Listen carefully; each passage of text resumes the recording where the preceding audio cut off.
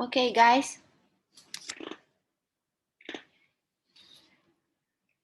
Can you see my share screen? Yes. Everyone okay?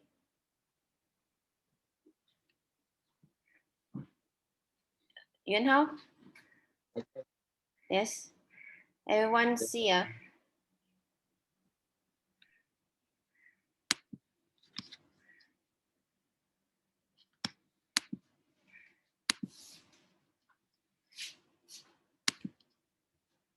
Okay, where is our Jumbo?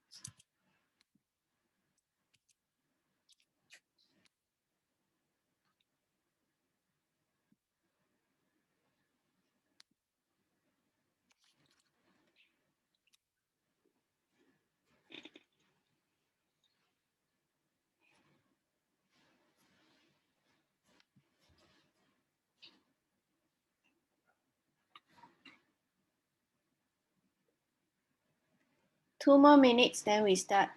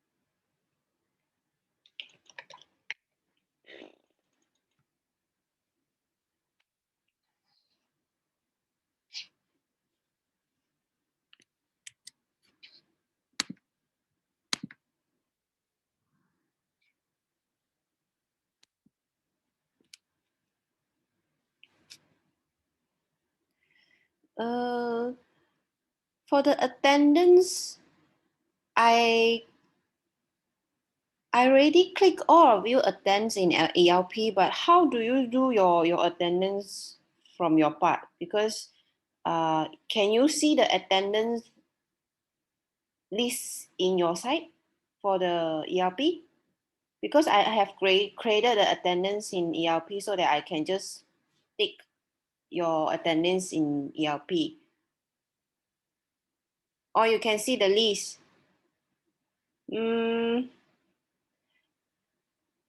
But we can't submit attendance. I think it's my part to do this.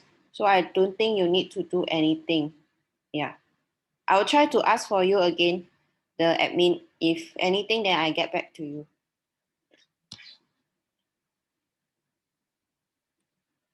Good morning, Jumbo. Turn on your video, please. Okay, then we start our class. I hope everyone see my share screen. So today we will continue about more on the document side and also chart of account. Okay, so last week we already go into the introduction on how a company process and how their business nature will affect the documents and also all the business processes. So this week we will focus on transaction processing and resources. So when you see resources, we will came across all those documents. So what are those documents that we need while doing some kind of business process. So business process will produce documents so that we can record, and after recording, the information will be used to translate into useful like financial statement to provide analysis for future planning. Okay. Okay, so this is a very like a basic, the process what we are going to do for the data processing cycle. So talking about data, we know that data are different from information. Data are raw data that are unorganized, okay, where you collect, it can be in figures, it can be in ABCD, a name or customer name, customer informations, how is the customer react to your product, okay, their response and their spending behavior. So those are raw data. So you need to turn the raw data into useful information. You need this processing cycle. So you can see that there are 4 main parts in processing cycle. One is input. The important thing, you need to have a system that in place for you to input your data. So you have input data, which is the first step. Okay. After inputting your data, you have to have one system that manage your data and processing it so that you can have some kind of useful information output.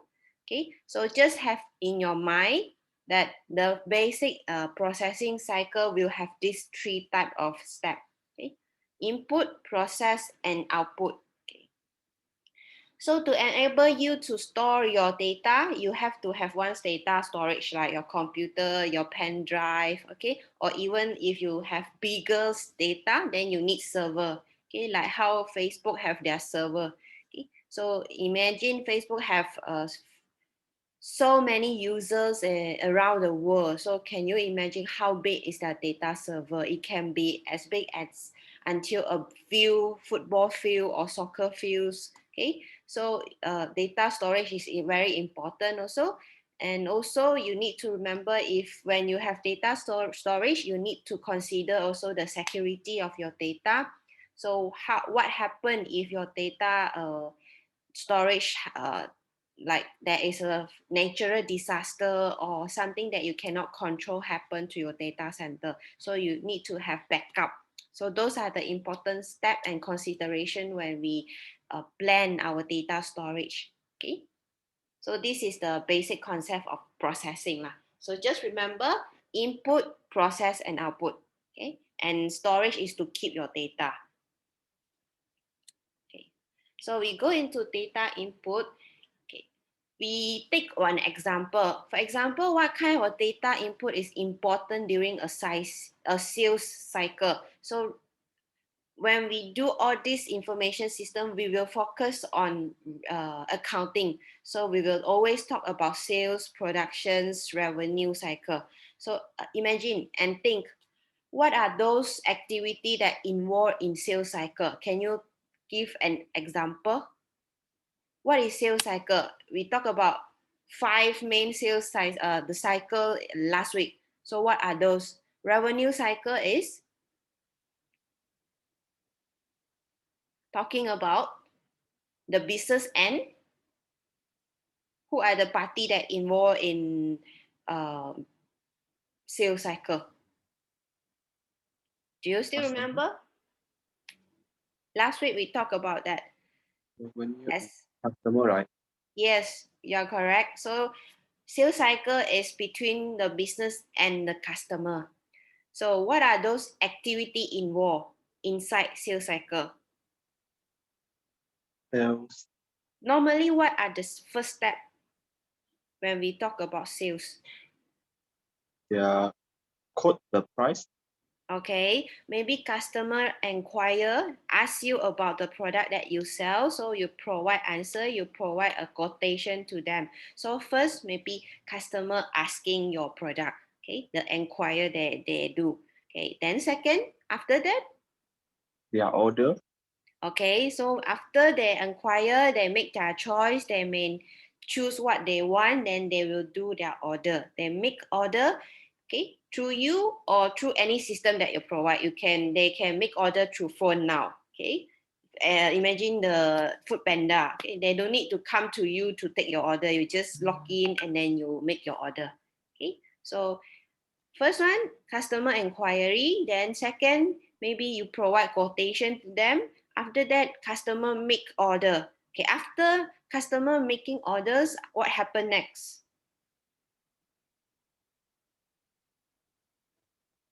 After they have made their order, what happened next?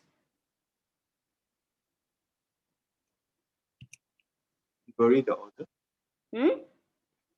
Deliver the goods. Okay, so you will have to think internally. All those are external just now, okay? Customer asks you, then you provide answer, then they make order. Now is what happened inside. Before you sending out the goods, you have to process, okay, what are those activities? After you have the order on hand, okay, customer want to buy this cabinet. So what happened? You have to check, okay, the sales have to go and ask maybe the storekeeper, okay, or their stock, okay, have to check their stock list, inventory. So they have to check their inventory whether, okay, the cabinet is still available, okay. Or even before that, the customer already can view all the lists online, what are the stock that are available, okay. So checking the stock, make sure the stock is available. This is one of the activity involved in your sales. Okay, what others activity that you need to be complete before you sending out the goods? After you check, okay, the good, the product is okay, is available. Next.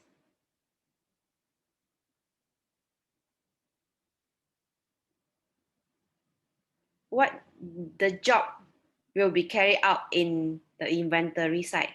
Okay, they will start packing. Okay, when after they're taking out the product from the inventory, they will start packing. Okay, packing the product and then arrange for delivery, or we call it logistic. Okay, logistic is the delivery of your goods to your customer. So the inventory staff will start to packing up. After packing, they will do arrangement for delivery of good. Okay, after at the same time of delivering of good, what we will do also, accountant's job, the staff that work in accounting department, what are they going to do? Record the goods go out. Okay, they record the good that are going to be sold, and what else? They need to give a documents to the customer.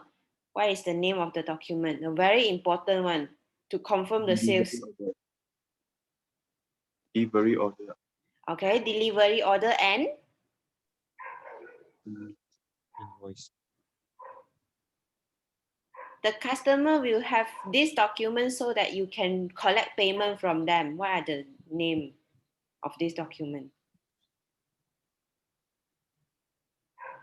Hey, I saw somebody writing something. Okay, Basie said invoice. Basie, your mic cannot function.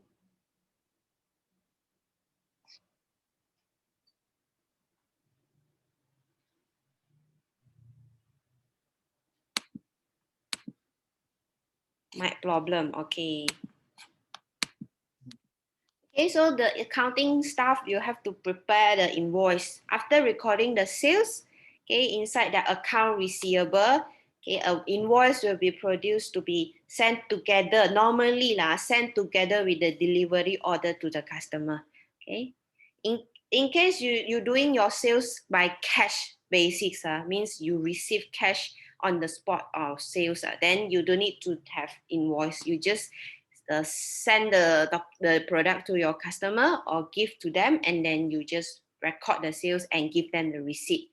Okay, so if you're doing your sales by credit term, means you allow them to owe you money for some time, then you have to give them invoice. Okay, after giving them invoice and delivery order and your product already delivered to them, any others following up activity that will be conducted in this sales cycle?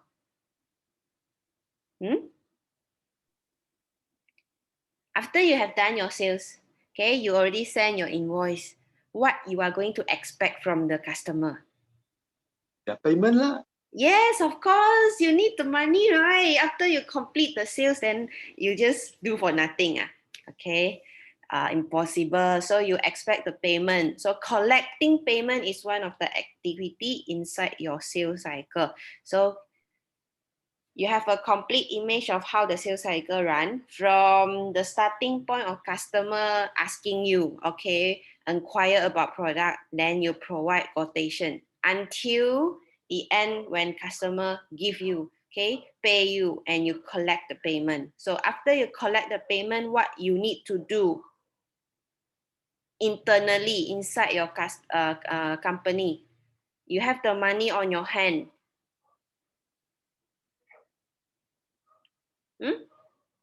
Customer pay you with the money or cash. So what do?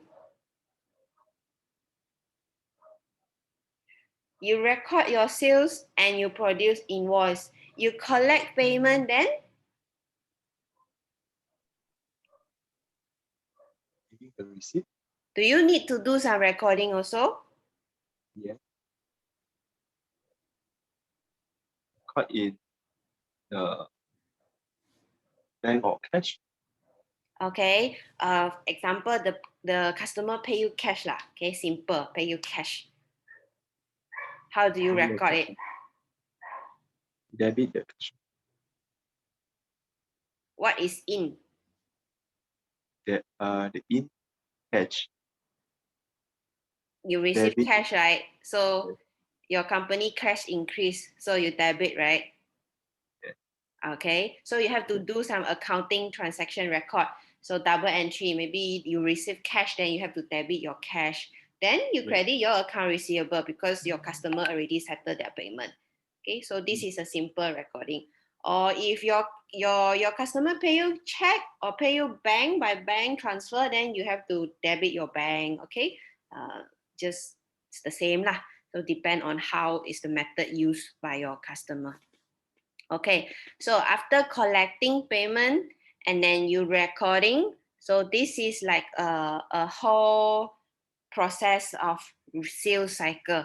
Okay, so these are the activity involved. Just now we just mentioned about activity involved. If you're aware, there are always people and resources involved in this process. For example, the party involved, of course, the most important is your customer and you, okay?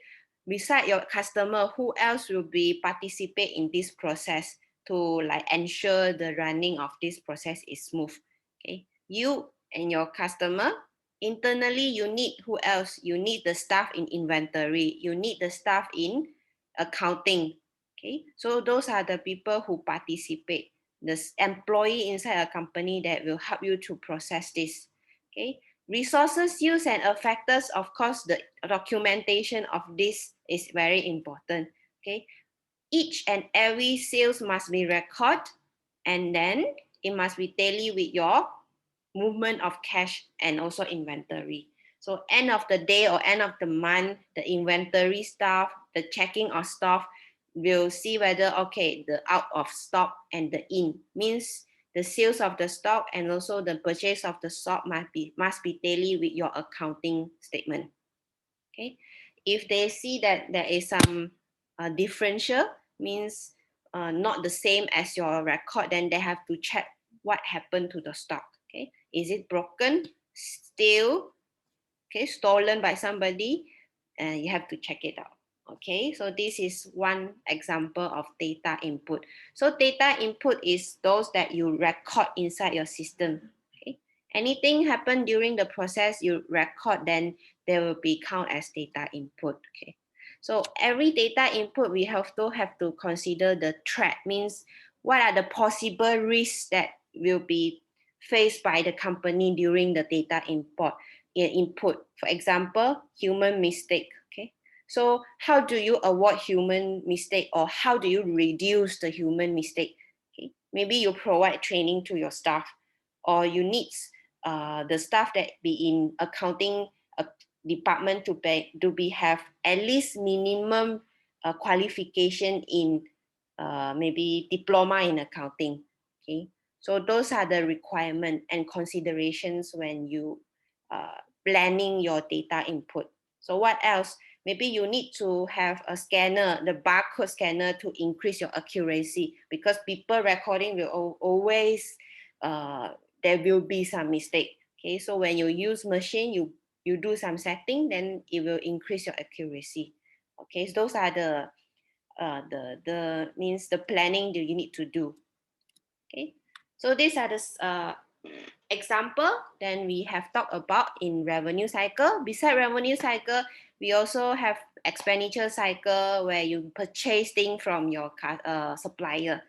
Okay, the process is similar, just the party involved may be different. Okay, it's now turned to your supplier, so you are the party that requests. Okay? You ask, I want to buy this, then can you give me price list? Okay, catalog. So those are the process. Okay, after you request, they give you catalog or quotation, then you have your decision to which to buy, then you raise a purchase order. Okay, you request for this good to be sold to you, then your supplier will also arrange for the stock. Okay, arrange for the inventory to be packed and delivered to you. Okay, the process is similar, just that the document is different and also the party involved is different.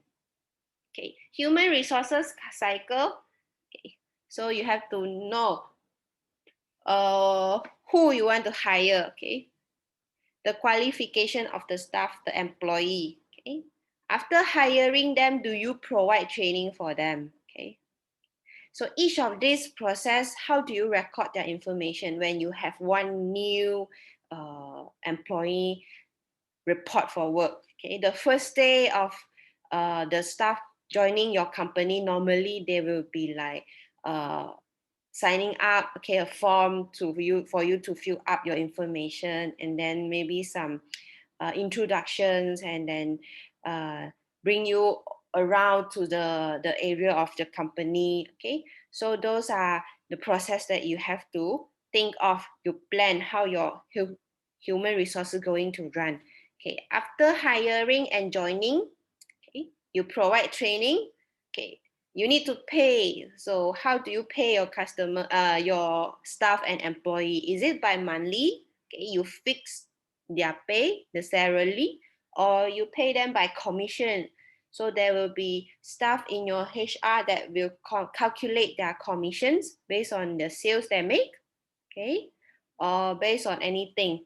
It must be some kind of benchmark. Okay. Then if you pay them by commission, you need to calculate their commissions. What happens if you have part-time staff? Okay, they work by hour, so you need to have them fill in maybe the working time card, or you have machine that they can time their clock in and clock out. Okay, so or you have access card. Okay, nowadays always company will provide you access card. So the access cards for you to access into your company. At the same time, it will record the time in and time out of you. Okay, so those are the process, and maybe HR will be involved in more of this process, and you need also document like fill in. You have to design the form, how your staff will be filling up. Okay, what kind of information you want to collect from your staff? Their name, their address. Okay, maybe their date of birth. Okay, those information you want to keep as a reference in your company, or in the future you need to report tax for them. Okay, you file tax for your staff, you need those information. So the form that you need. Okay, here the source document is just example. Okay, W4 form is tax form. Okay, this is tax, not in Malaysia, this is US example. Okay, so you don't need to care about this. This is just example. Time card is, now we don't use card. Normally we will use access card. Okay, those already computerized cards, those that they don't need any machine that for you to clock in. You just use your access card. Okay, those job time taker, maybe for some small stuff like those security, they might need to use this time sheet lah, or while when your staff is working by shift. Okay, they may use this timesheet. Okay, so this is example.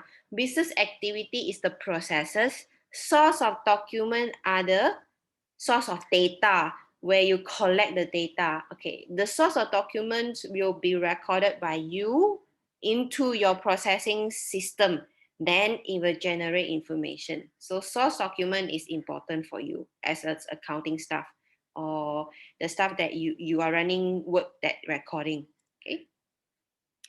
So now, normally we cut down the manual work where we will use automations. Capture data into a machine readable format. Example is the barcode reader. Okay.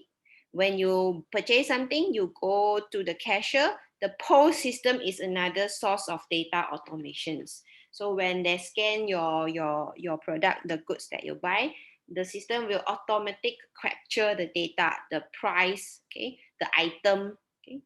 Then it will match again the stock inventory list. Okay, at the end, it might also produce a report for the company to show what are those products that are can be sold fast. Okay, the customer like your product, which kind of product that your customer like the most, okay, based on the report, based on the data that have been captured by your cashier system. Okay, so inside your inventory, your stock, also they will use some kind of barcode system to record the inventory. Okay, when they have new item coming into the storeroom, the storage, they will have to create a barcode for them, okay, for each of the items so that they can check and tally, okay, against the record.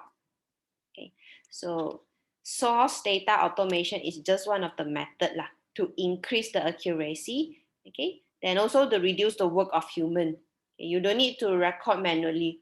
Okay, the job can be done faster. Okay, what other consideration to make during data input process to capture accurate data? Okay, remember information system, it can help you to perform job quicker. Okay, but at the same time, as a planner, human is the planner that who are going to use the system. So every time we plan to use a system or install a system in your computer or even to create a system for your company, the in-house system, you need to always think what are those factor that will affect the accuracy of data. Okay, and human error you cannot be avoid. Okay, there always be human error. The only way we can do is by reducing it to the minimum. Okay, the minimum level. So can you think of during the sales cycle we have talked about just now, we need to send them quotations and produce invoice. Okay, those invoice, when we have it back, okay, we produce the document, we need to record it inside our accounting. Okay, we have to record the invoice in our accounting software. Okay, what kind of mistake that will be possible occurring during the process? What possible mistake that can be made by humans during recording your source of document, for example, invoice or receipt? Area, Pardon? typing area, the What? typing area. A typing error. Typing error in what sense? The name, the date? Also, Okay. So normally inside the accounting software, we will automate the date already. Okay, because we know, okay, date also we can fill in wrongly. Okay. So sometimes we lost sense of, okay, what date is today. So to make your work quick, always when you install your accounting software or any software, normally the date setting you only have to do once in the beginning. Okay, after you have set the date and the time zone and the locations, you don't need to care already. Unless you need to do some maybe adjustment to the previous record. Okay, so date, you don't worry about that date. Make it automatic. Okay. What else? Name of customer. Okay. Is it name of the customer is very important to you? If you are doing it sales basics, means you receive sales like Tesco, Justco. Maybe name of the customer is not important, so you don't need to key in every customer name. However, if your customer is by credit terms, means they will have credit advantage. They can owe you money, then you have their name registered inside your system. Okay, so that you don't need to key in their name every time you try to record the invoice. It's very time consuming. So again, those systems help you to automate. Okay, so you only need to do once. When you have a new debtor, we will call them debtor, means your account receivable. You will register your debtor inside your system only once. Okay, and every time they update their information, for example, they move their shop, so the address change, so you ask whether they needs any update of their information, then only you do some adjustment. Other than that, customer, you don't worry again. Okay, you just choose maybe from a drop list. Inside the system, they already have the data and record, so you just choose their name, just tick. You don't need to do any typing, so it can avoid some typing error. So you just choose by clicking your mouse. Okay, again, those are the automations, the function that provide enable you to reduce human error. Okay, before this, everything is doing by your hand. It's all manual. Okay, after that, people thought that okay, we can make mistake. Okay, after that mistake will cause a lot of loss to the company. So they have those function enable you to make it faster. Okay, what else? Typing error. What others risks and you need to reduce?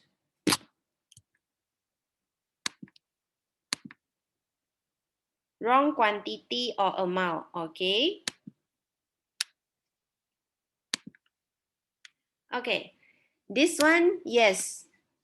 Inside the system, you need to maybe key in the quantity, because stock against you don't need to key. You just choose. Even choosing by clicking, you can choose the wrong item. Okay. It might be okay possible. So when you key in the quantity, okay, you may key in the wrong quantity, so there are human error. Okay. Any others that you need to consider? Okay. The tips on your bottom right hand side. Okay. Do you understand what is that? Pre-number documents. Have you seen any invoice? Have you get hold of any invoice? 有看过任何的 invoice document 吗？ Yes. Yes, right? So have you noticed those invoice will normally have the invoice number? Mm. Okay, what is the function and use of the invoice number for the company? If for company, what's the cost?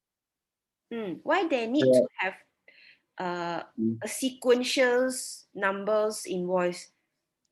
If for sales, that can record the what's the called, the sales activity to the customer, have how much sales can be calculated when the invoice has until which number. But Okay, if so the sequential numbers provide we call it a audit trail, okay? A tracking system for you. Okay? Audit, you know auditor, right? Their job is to check your account. So those pre-number document provide a trail, okay? A tracking system for those auditor, okay? Even for yourself to check whether okay, I have all my sales done correctly, and for filing system. Okay? So in case any in between number is missing, okay, you found that okay the missing number, then you have to check back if your staff means lost the invoice, or they'll cancel the invoice, or they just like miss the number of the invoice. So you have to trace back. It provides a possible trailing back of the system. Okay, go back to what happened, why it is lost. Okay, so pre-number document is a method to help you to track your system.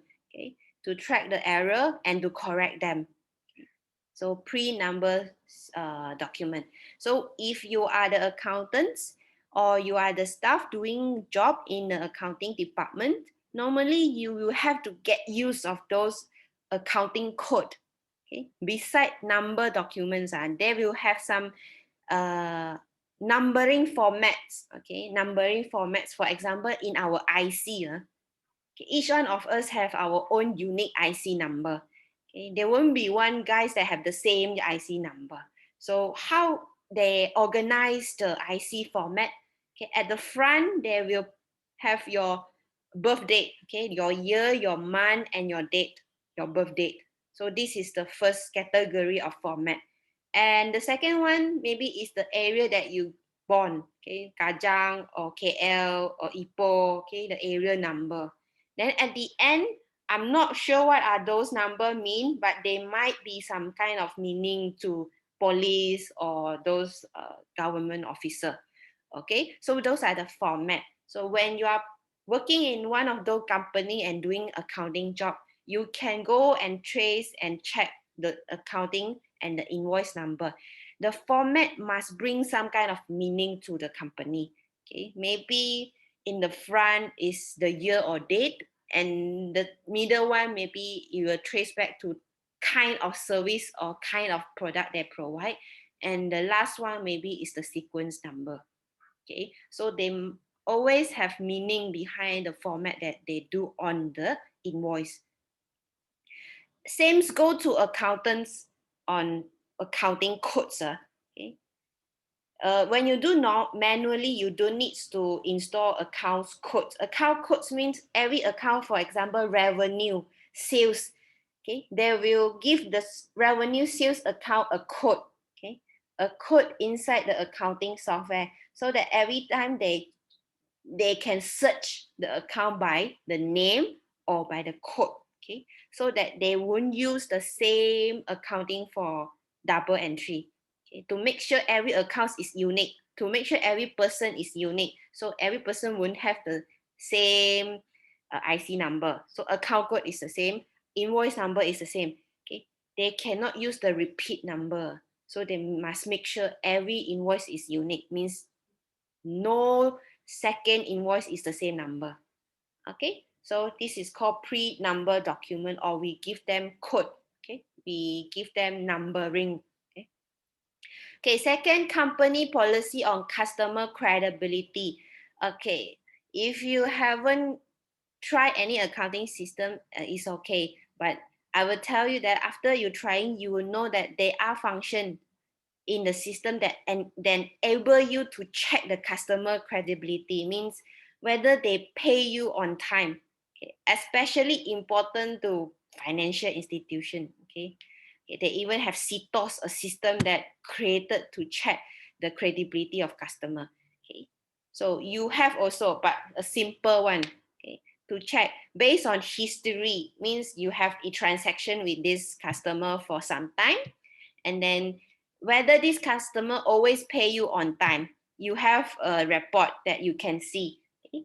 After outstanding of customer has been carried on for some time, the system will give you a report called aging report, means those customer that on the aging report are those that haven't pay you. Okay, and it is already out of the credit term. So this you can enable you to decide whether you want to continue business with this customer. So next time when customer ask again to buy from you, you can check their credibility on your system and decide whether, okay, this customer is A. Okay, he is very good. He pay me on time, so there's no problem. I'm continue business with him. Okay, another customer, it's the opposite one. He always owe you and don't like to pay you, or pay you a little by little. Okay, so you don't like this kind of customer. So you will decide whether you want to cut their credibility, means you don't want to sell them more, or you want to cut down the term. Initially, you give them 60 days. After that, you feel that this customer cannot be trusted, so you cut down. Okay, you still do business with them, but you do with them with more prudence. Okay, you cut down to 30 days, 1 month only. If you don't pay, then okay, I might consider cutting you off, okay, my customer list. So those are the considerations to make during data input process. And this function and this feature already available in those systems. The market system is already provided with all this. So if you choose to do manually, it's impossible, or it take you a lot of time to have this kind of features inside. Okay, so you need to know about this. Okay. So far, okay. Any question? Not any question? Okay. Okay. Okay. So you want me to talk slower? You can tell me. Okay. After data input, it goes on to data storage. Okay. It's organized in a way what is easy to access. Okay. That data storage is where you keep your data. Okay. Physical thing is very simple. You need to have cabinet. You have to have space. So for digital data, you have maybe a lot of choices now, option available. Okay. The data will not consume you as big space as those physical file. So of course, it will give you a lot more like cost saving, and then you do need to prepare a big space for the filing system. Okay. So for example, accounting software, you need to have maybe computer or backup files in pen drive, hard disk. Okay. So here, general ledger and subsidiary ledger. Do you came across this term inside accounting?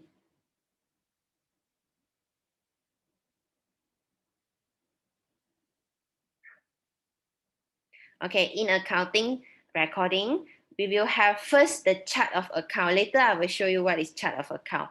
Okay, chart of account is a summary of all those accounts that the company have.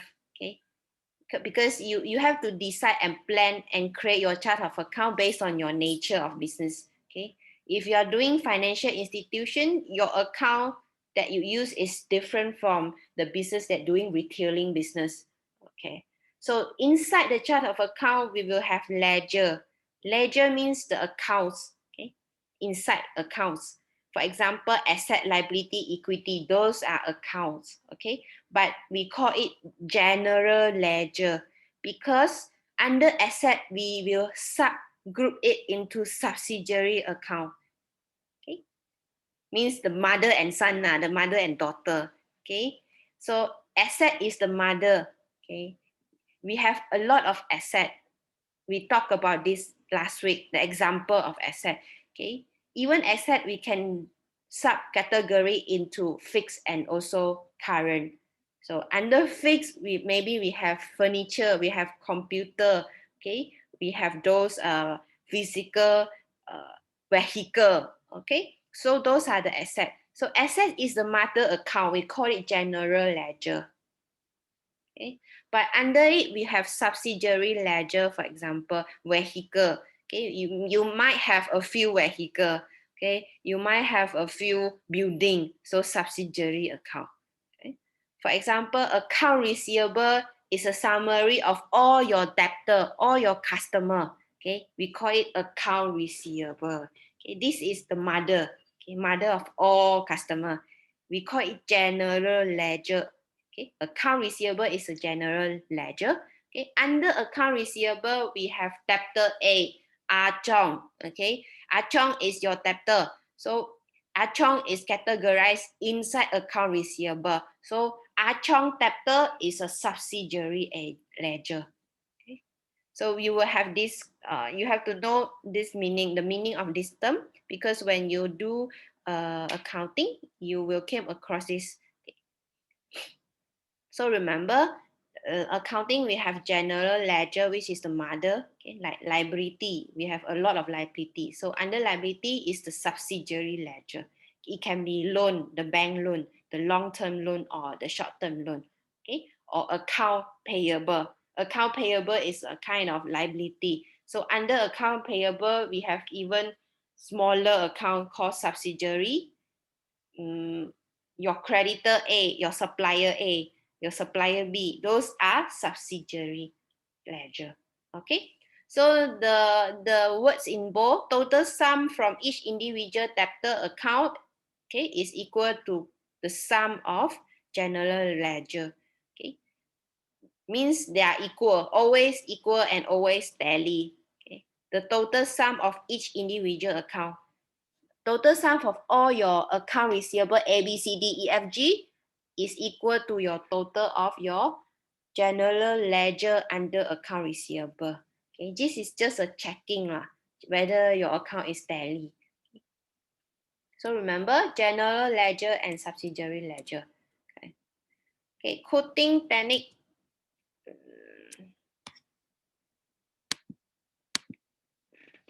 Okay, just now we talked that invoice there must be sequential number. Okay, means the invoice number.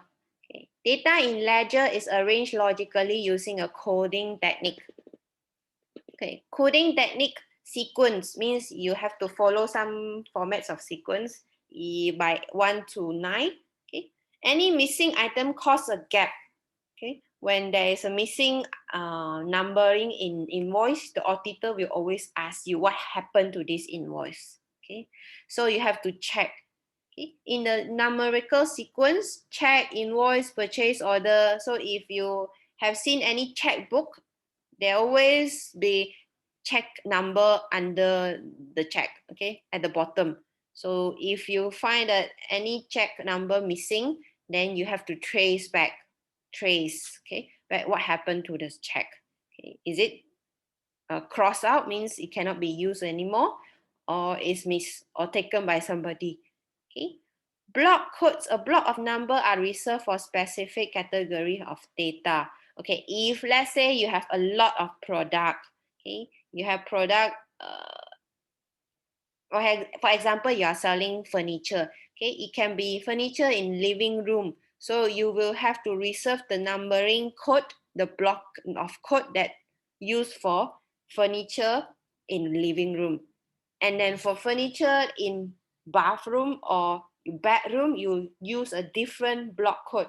Okay, maybe you want 0000 until 9999 is for furniture in living room, and then 2000 until 29999 is for furniture in bedroom. So those are block code. You can design any code you want, but you have to think how many furniture you are going to sell, and then reserve enough numerical block for them. Okay, and then design the format that you want. It can be any format, but it have to make sense to your company. Okay, or the simplest one normally have date of sales and also the sequence number. Okay, I will show you some example lah. Okay, let's go to example. Okay, look at this sample chart of account.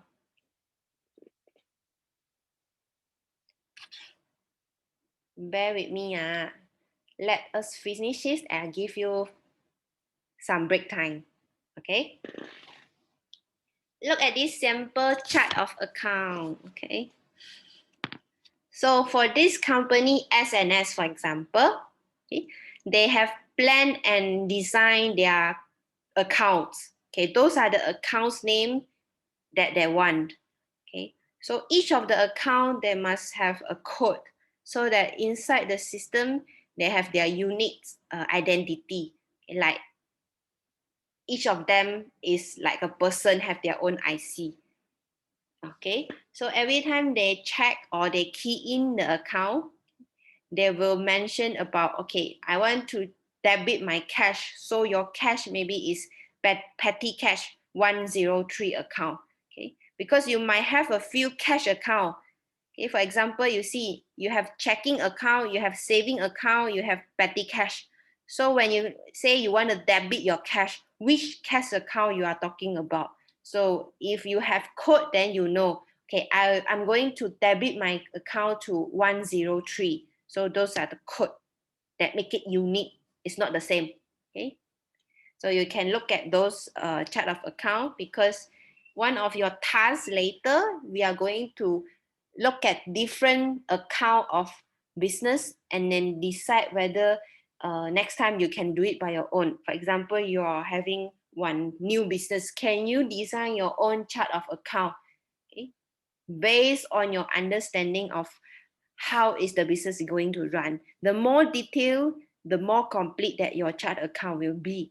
Okay, and also allow some space. For example, you can't foresee how many cash account you're going to have in the future. So you make it some space in between the numbering.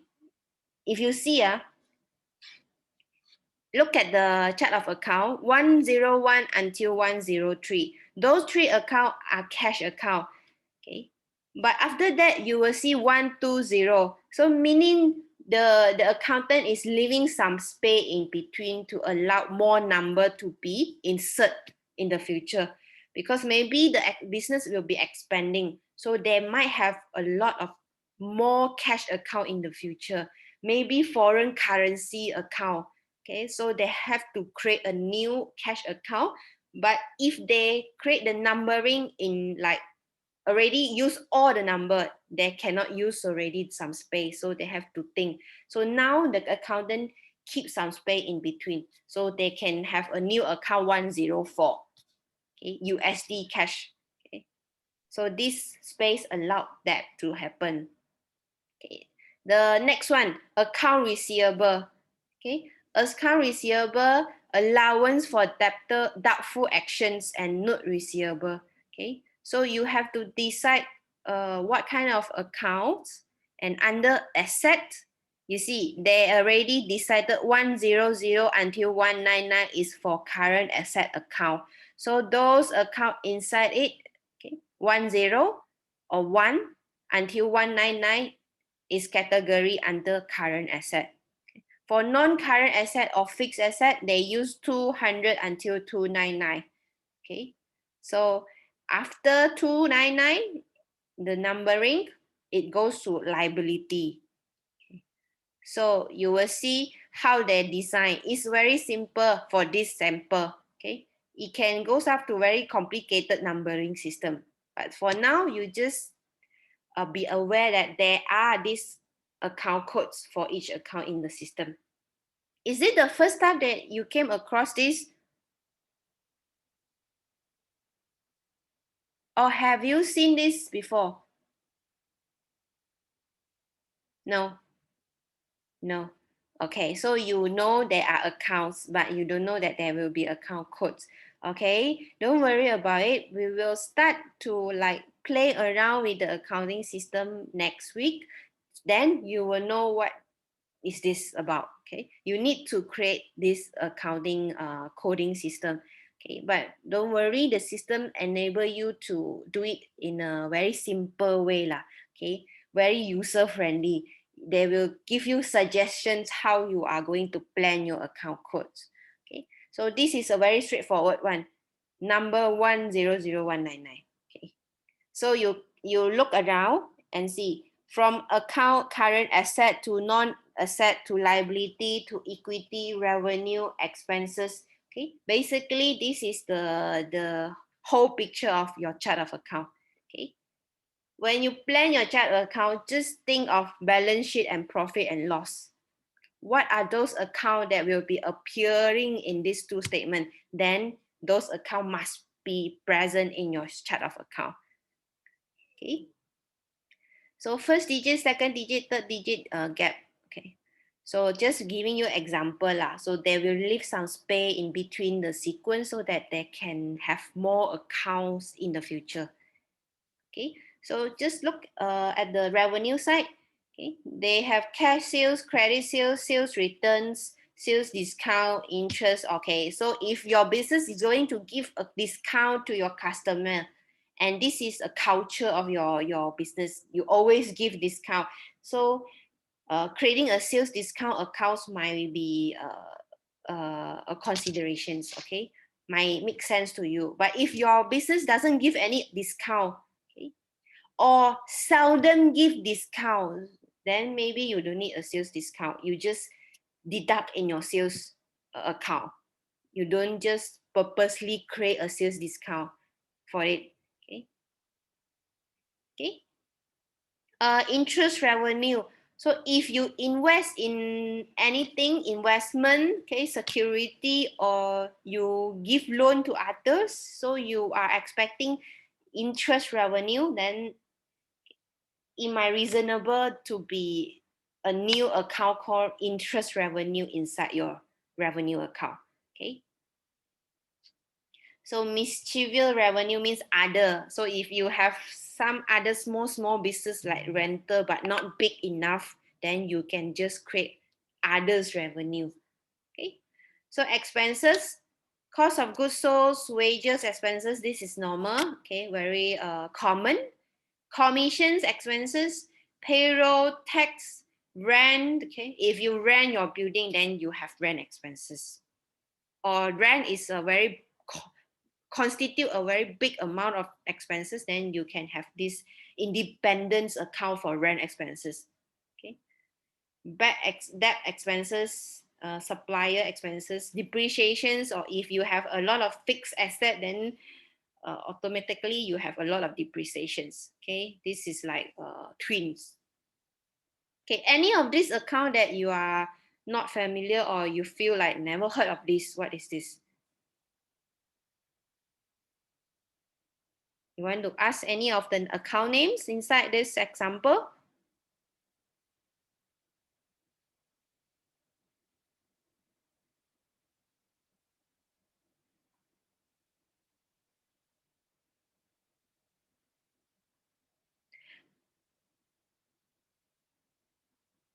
You know what is cost of goods sold?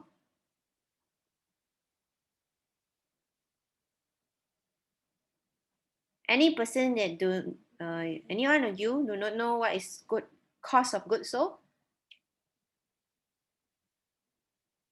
Means your purchase, okay? You purchase for your supplier and then you sell your goods. So this is called cost of goods sold.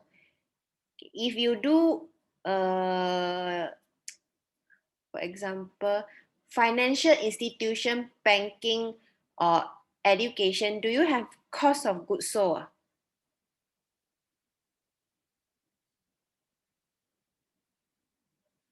Cost of goods sold normally appear in retail business. Okay, they buy and sell, so they have this difference. Okay, then the cost of purchase become the cost of goods sold. But if let's say you are doing financial institutions, okay, business, you providing financial services, so you will not call it cost of goods sold. You will have others expenses. So far, okay. Bad debt expenses is those debt that debtor did not pay you, is already defaulted, so bad debt expenses. Okay. So I will just move on. Okay, journal and audit trail. Just now I mentioned about why you need to have a sequence number inside your invoice. So this is the reason behind it. Okay. A general journal is used to record infrequent or non-routine transaction. Okay, just now we have all those accounts. Okay, we have general ledgers, account receivable, asset liability. Okay, journal is when you have non-frequent, very seldom, then you will use general ledger. Okay, And the thing I want you look at is the audit trail. Okay, this is an example. Okay. We look at the sales journal first.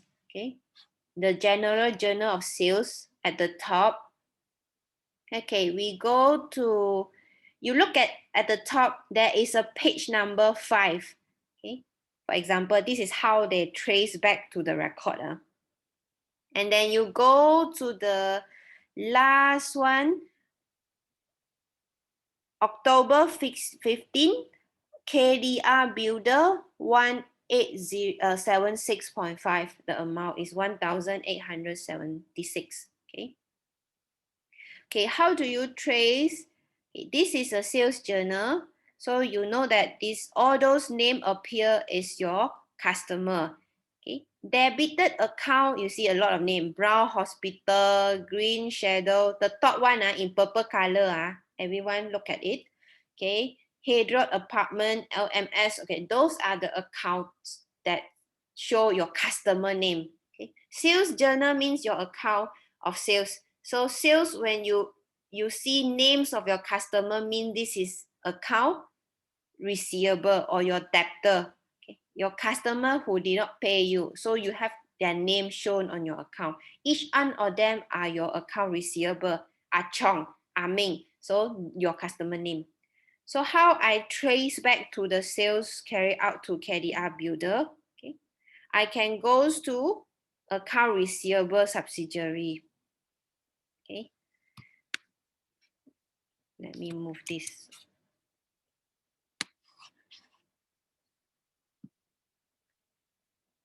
Okay. If you go, you follow the arrow to the bottom one, account receivable, October 15, sales 1876. Okay. You have the post reference SJ5. Okay. So you can trace back on all the accounts and trace back the amount, trace back of the maybe the invoice number. Okay. So from that, then you can know whether this sales is correct or tally, or anyone trying to hide the sales will maybe give you some trails, okay, by checking on the account. Okay. The second example, you can look at the general ledger. Okay, if you want to check my sales done on 15th October, total is 15,511. So I want to know the individual sales, okay, who I sales to on that day. So you can go to your sales journal and then you have a list, okay, of customer name. So this is like a process of your checking. So Audit Trail allowed transaction to be traced back to its origin, or you want to chase back. Okay, so this is a process of checking to make sure the transaction is recorded correctly. Okay.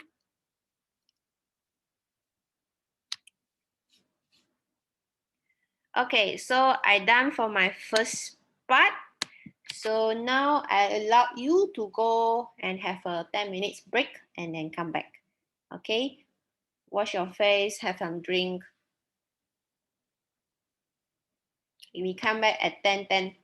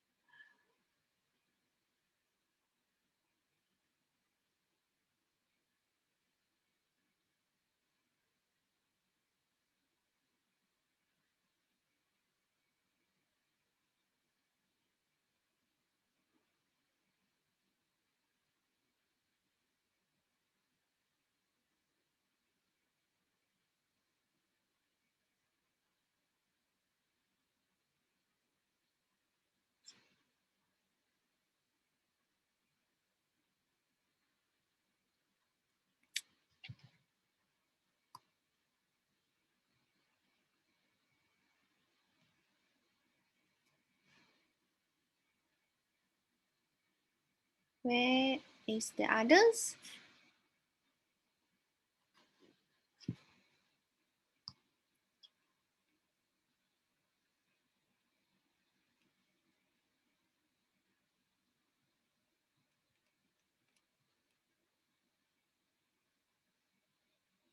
Okay, hi. Welcome back.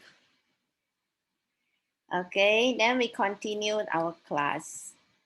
Okay, now I want to give you some example of accounts of the real company outside. Okay, we will compare their accounts, those accounts that use, and what are the difference between their accounts based on their business differences. Okay, so where we can get those annual report, the easiest way is you can go to this Bursa Malaysia. Okay, so this is the websites or portal that you can access to all public listed company annual report and any announcement by them. Okay, so it's the simplest way. Okay, so you log in, you can go to this website by yourself on your computer at the same time. Okay, so when you go to this website, you just click the company announcement. Okay, so it's very useful website when you want to do some research for others homework as well. Okay, so when you click this company website, it will bring you to this page. So just search for anything you need.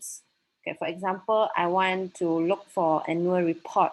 So you just click under the category annual report, and you can see from the drop down list, they provide a lot of different announcements and reports available online.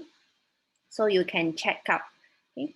So if you're interested in investments in security, you also need those report for analysis and research. Okay.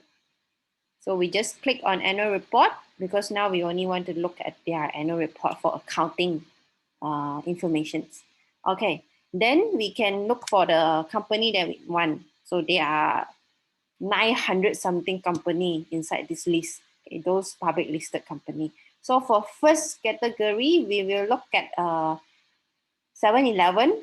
So as an example of retail business, okay, a very common company in Malaysia. So we choose a common one. Then I want you to look at their difference. So the first example is retail.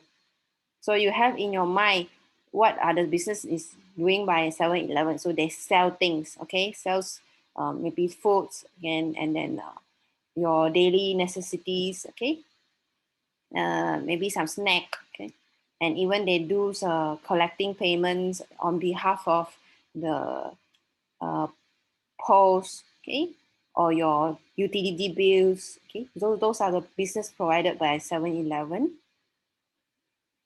So you just click, then you don't need to put range of if let's say you want to see only 2016 or you only want to see from 2000 to 2010, so you can do your own start date and end date. Okay, you just filter it out. For now, I don't need, I just want to take any example. So you just click search. Okay, then they will list all the annual report yearly to you. So click the first one. Okay, then it will give you a few examples. Okay, you click the first one. So you only click the annual report. Okay, no need to click any others. Okay, then you will see their annual report.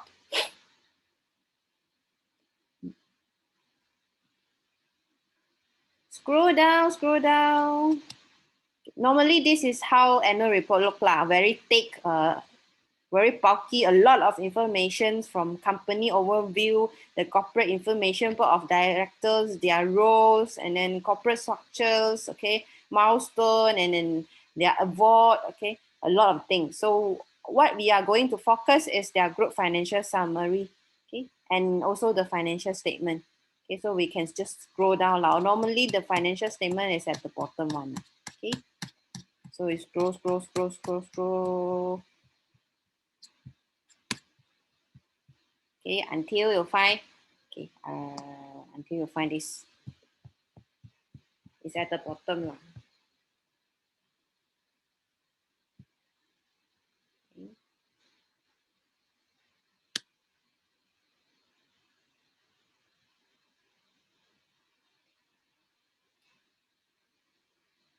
Okay, we go to the profit and loss.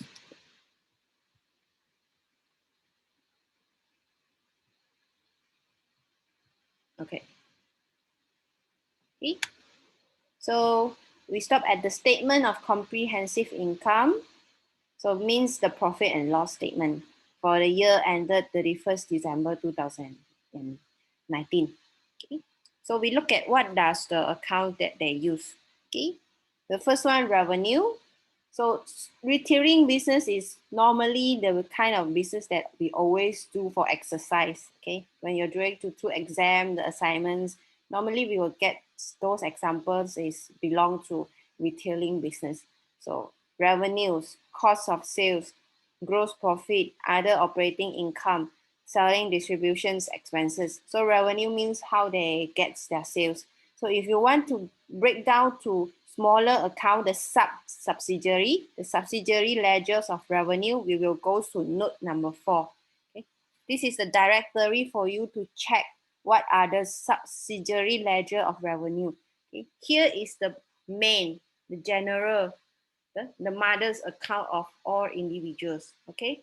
So they have revenue. So you want to know what is inside revenue accounts, then you have to go under note 4. Okay. Then we go to notes number 4.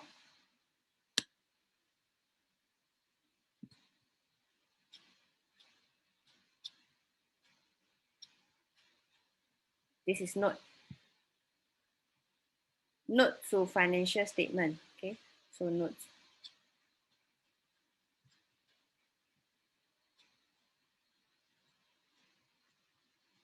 Notes provide all the explanations for all the readers. If you don't understand accounting, you can try to read accounting report by referring to this note. Okay, you can learn how to read or how they records and define the recording the system by reading this part lah, the notes to financial statement.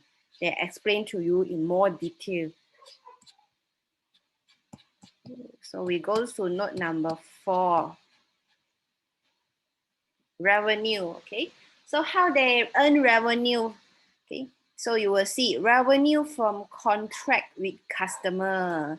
So you know they have contract with customer. So who are the customer? Maybe the individual store. Okay, type of goods or services, sales of merchandise goods. So you can see their main business is sales of merchandise goods, meaning the 7-Eleven store lah. All those stock, the items sold in the 7-Eleven store belong to this sales. Okay, so you will see they have how many sales for 2019 comparing to 18. So you can see, okay, actually they have improved their sales. How many percent? You have to count yourself. So now I only want you to see what are the accounts they are using, depend on what they are doing. Okay. Sales of merchandise good is their main business. Okay, so this is the main revenue source. Okay. Others, provision of in-store service, commission income. So they have others, maybe other business by providing the services in store. Okay, maybe giving trainings or any others. So it also contributes some form of revenue to them. Dividend income from subsidiary. So they have based on the accounts on the record. So they may have one subsidiary, so they have the dividend account. Franchise income, interest income, rental income. So based on this account, you know what are the business that they are doing. Okay, from the main to the secondary, the supporting. Okay, so this is account. They are creating and arranging their account based on the nature of their business. Okay, so you have a better picture now. Okay,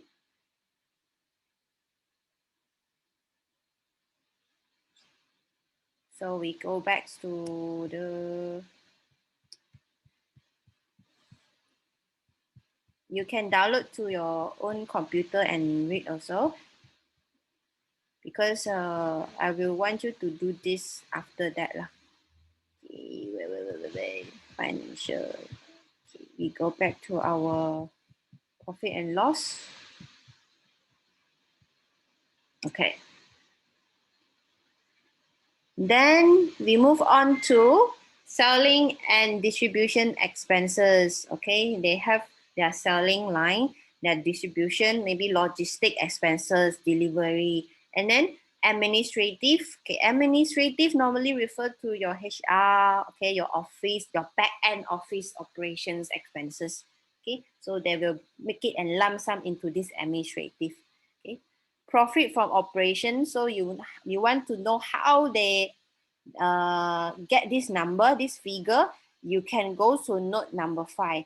Okay, under note number 5, you may also see how they calculate the administrative and other operating expenses and how they get until the profits from operations. Okay, so we can move to the operation profit from operation and try to see how they get the number.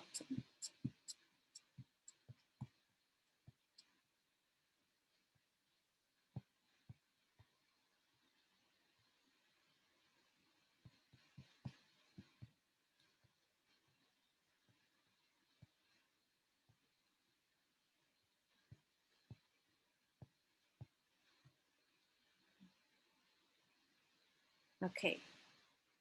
Okay. Here, profit from operations. Profit from operation is arrived as after charging. Okay, then you know what they charge inside their expenses. Okay. So you see auditor remunerations, statutory audit current. Okay, auditor means they pay their auditor. Okay, some payments for their checking or their job lah. Okay, depreciations, okay, they have property, so they have expenses on depreciations, amortizations. Okay, depreciation is for physical, tangible asset. For intangible means you cannot see and touch. Okay, non-physical. We call it amortizations.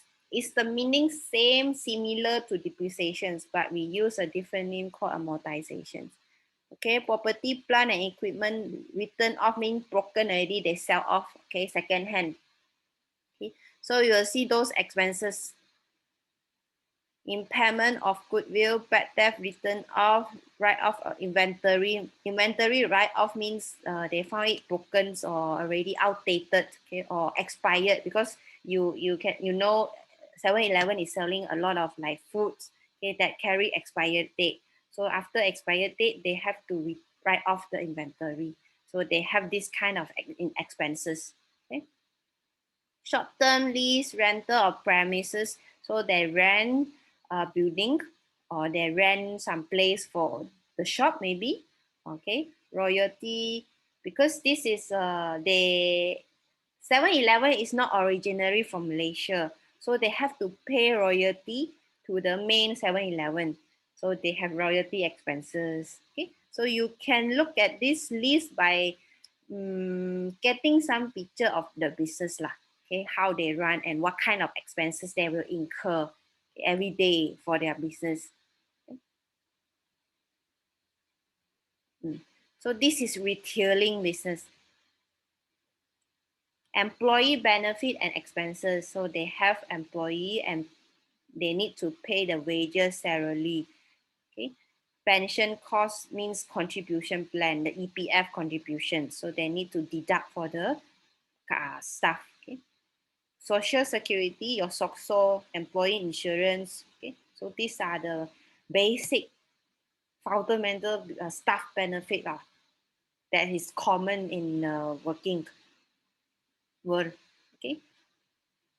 Director benefits, if you have big company, you have this director benefit. You have to give them pay even to the non-executive director. Non-executive thing, they are not giving any contribution in terms of responsibility in management. Okay, they're just giving like some consultations, their view, opinion, but they are not carrying out any job. Okay? They don't have any position in the company management. So the bonus, the fee to their director. Okay. Then we goes to the balance sheet. Okay. After profit and loss, we can look at their balance sheet and see any difference. Later, we will show you the bank.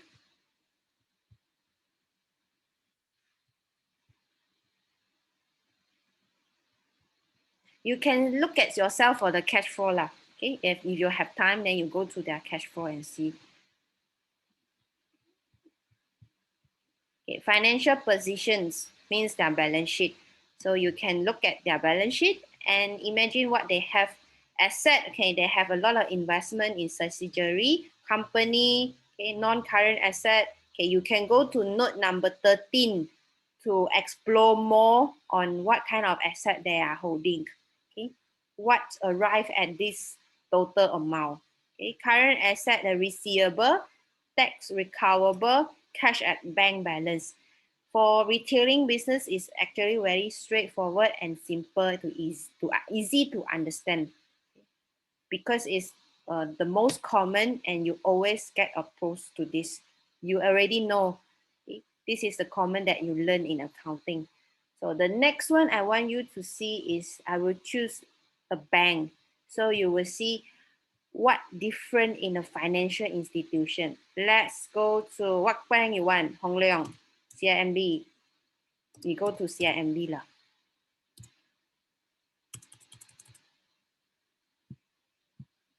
C.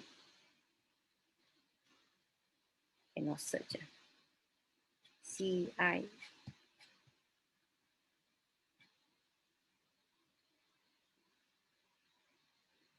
Okay, we choose CIMB. And we click the latest annual report.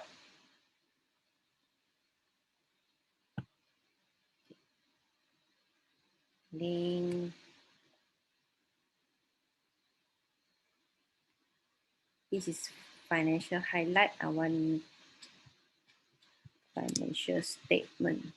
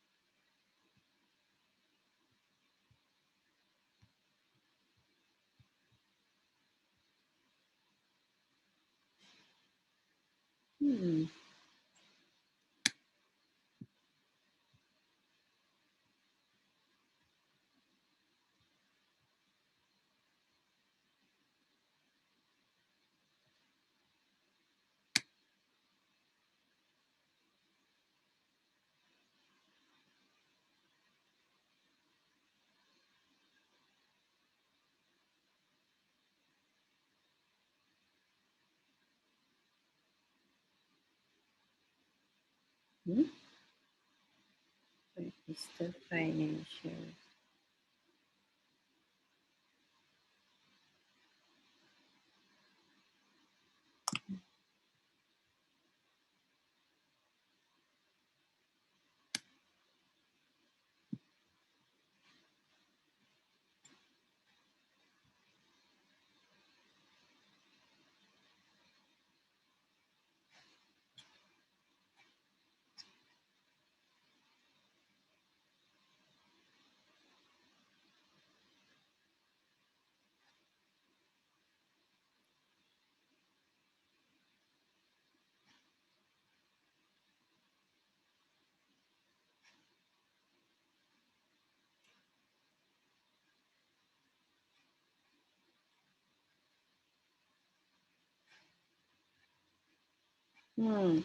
Okay, they provide the analysis for their financial statement, so I don't want this.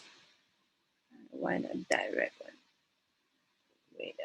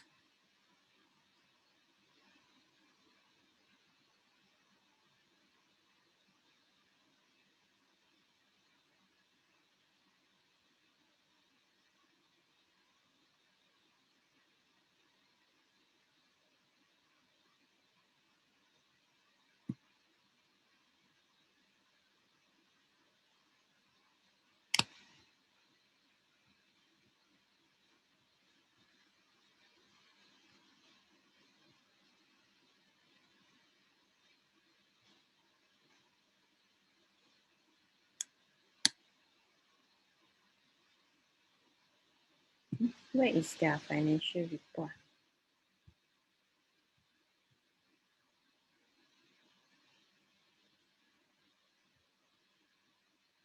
Try another bank.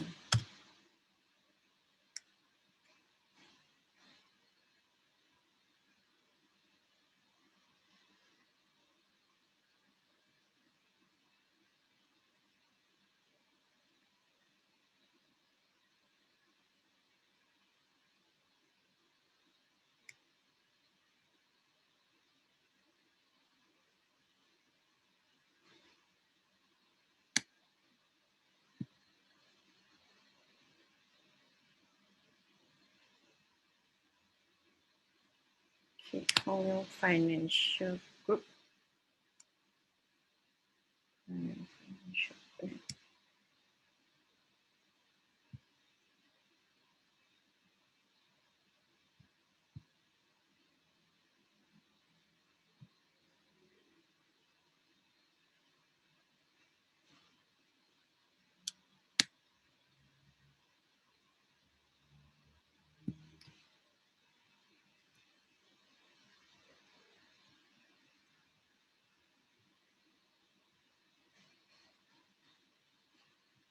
Okay. Okay, let's choose Hong Leong Bank because CIMB Bank, they segregate, means they separate their financial statement into small parts. So I don't want, because I want you, I worry that you will feel complicated. So we have a complete one so that you can see the picture. Okay, let's look at this Hong Leong Bank financials report. Comprehensive income means the profit and loss.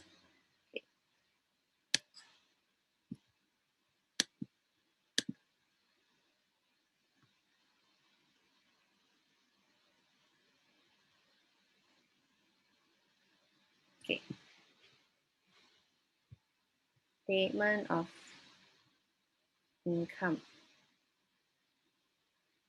Okay, we start from this page. So we look at the bank. Okay, we look at the bank. The group means other financial institution, maybe their investments arm, okay, and maybe their property arm, because Hong Leong Bank have a lot of business, okay, within them. So we look at the bank. So you can see from this revenues, their main business is giving out loan and then earning interest income. So you will see the first line of revenue normally refer to their main business. So interest income. Interest income is their main source of revenue. You can look at that. Or if you want to explore more into detail, you can go to note number 32A and then check what kind of interest income means those loan that they provide. Okay, they will list in detail the loan and then how they earn the interest. Interest income for financial asset at fair value through profit and loss.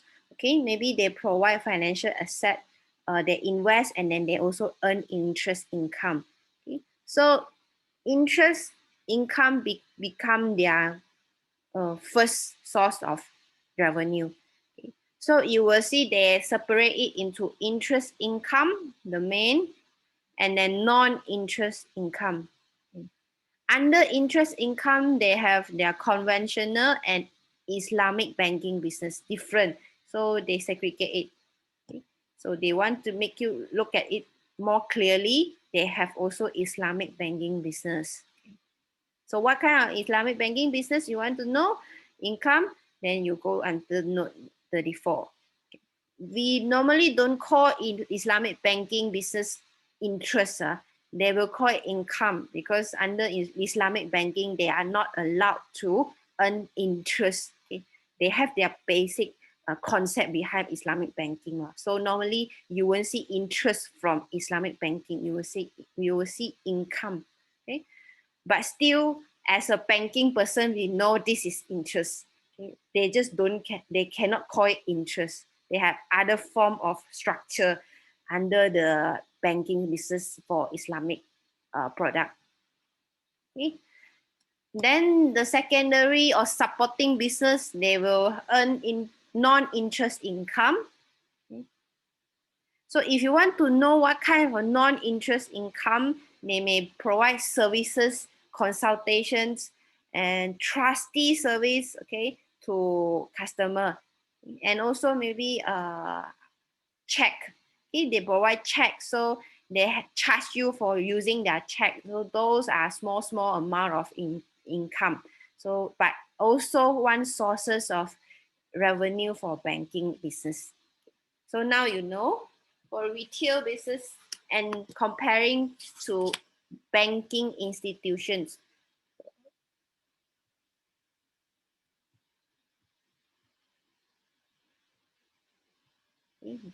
So this is very different. For a retail business, we know there are revenue, cost of sales.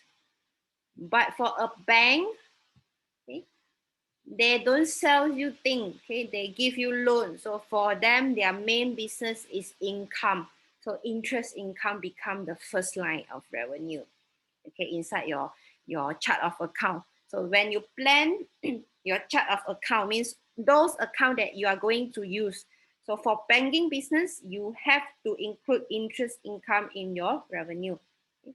And also non-interest, providing check service, okay, fixed account service, consultation, trustee, okay. So those are the non-interest income. And expenses account. What are the expenses account that differentiate these two? For retail business, you know, because you always learn about retail business account. What about banking? Okay. Overhead expenses. What is overhead expenses? Allowance, return back of impairment loss. So you will see a lot of expenses that on paper, because for banking they deal with trading on paper, okay, buying and selling, and then investment. So you will see a lot of paper form of loss expenses. For this, return back of impairment loss on loan advance and financing. So because they provide loan to people and financing similar to loan, okay, financing of your car, financing of your housing. So those size services, the value will drop. Do you remember last time I said about provision for bad debt? Okay. So they will also put this as expenses, the losses, the possible loss allowance or return back of the impairment. Allowance means they consider, they forecast, they foresee there will be some kind of uh, default on the loan or the financing. So they will put this under this line of allowance or provision of default of loan, or they call it allowance for impairment loss on loan advance and financing. Okay. Impairment loss on financial investment. Okay. So if they also invest in other fixed account or placement in other bank, because bank have a lot of cash, they won't just put the cash there, they're doing nothing. So they will always put others more cash in other bank for interest. Okay. So it will be also losses if they put investment in securities or other thing, financial asset. So they have to consider the losses inside the expenses. Overhead expenses is the administrative side, the HR, the staff, the salary, okay, the office. So you will see they lump sum all together the administrative overhead expenses under one line, and then others financial form of expenses they will put in others, okay? Like allowance or bad debt or impairment loss, those things. Okay? So you will see the different accounts of business depend on the what things they are doing lah. Okay? Okay, for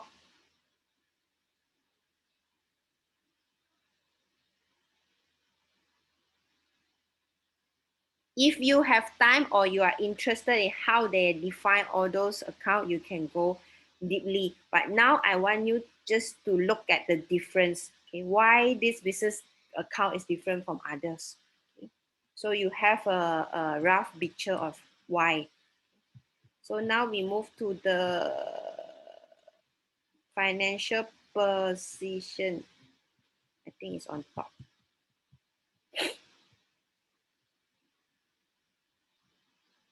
Okay.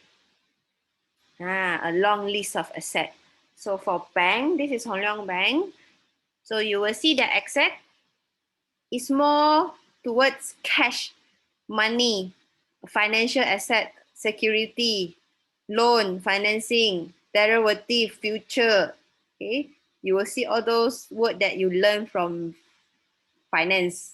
Okay, the first, cash and short-term funds, deposit and payments with bank and other financial institutions. So they deposit their fund into other banks. Okay, financial asset at fair value through profit and loss. Financial asset may be securities, maybe bond. Okay, investment at fair value, financial investment at amortized cost. So you only can guess what is inside, but if you want to know what is really inside, you have to go to their notes and see. Okay. Loan at once financing other asset. Derivatives mean future forward account, contract, okay, options. So they have invest in future to maybe hedge against others' investment. Okay, subsidiary company, okay, statutory deposit. Okay, for bank, the central banks already have the rules. Okay, they already like enforce the rule to require all banks to deposit a fixed amount of we call it statutory deposit with the central bank. Okay, why it is compulsory? Because this is to make sure that the bank is healthy. Okay, to avoid bank run. If you heard of this name, bank run means bank suddenly go bankrupt. Okay, so to avoid bank run, so you look at the account. Okay, you will know, okay, by this is what, all those is investment. You see a lot of asset by cash, by security. Okay, then only you will see property, equipment. So for banks and financial institutions, property and equipment become like less important asset for them because they put it at the end. Okay, not like those retail business or other like developer business. They might put property and equipment as most of the important asset under their account. So by looking at this financial statement, you know, okay, for bank and for Hong Leong Bank, maybe property and equipment not so important. Even the amount is not as big as those financial investment asset. Okay, so you can guess by looking at the figure and the account sequence. Okay, goodwill, deferred tax asset, right of view asset. So this is like minor things. Okay, for liability, okay. Deposit from customer become a liability for them. Why not asset? Because customer deposit the money into your accounts, it become your liability to give them the money. Okay, if the customer requests for withdrawal, you have to settle the withdrawal. You have to transfer back the money to customer. So it become a form of liability. In the eye of bank, deposit from customer is a liability, while loan to customer is an asset. Because you expect they pay you back, it become an asset. Okay, so a bit of different in terms of the concept lah. How you define it from customer and from bank side. From customer, I feel like deposit is asset because I put it inside so I can withdraw anytime. For bank, this is liability. Okay, they owe me anytime. Okay, investment account of customer. Okay, any trust money from customer. Trust means I put my money inside the bank, but the money is not belong to the bank. So it called trust money. The bank is just taking care of the money on behalf of the owner. So all those trust money, including deposit, investment account, placement, those are the liability. So you can see the main liability of bank is actually the deposit. So the main concern for bank is to make sure the loan payment from customer can cover the deposit request from customer. Okay, so this is the main part. So why loan interest is normally a bit higher than deposit? if you can compare, you can go to the bank and ask, what is the deposit rate right now? Normally, if you want to know the deposit rate, you can ask the fixed deposit rate.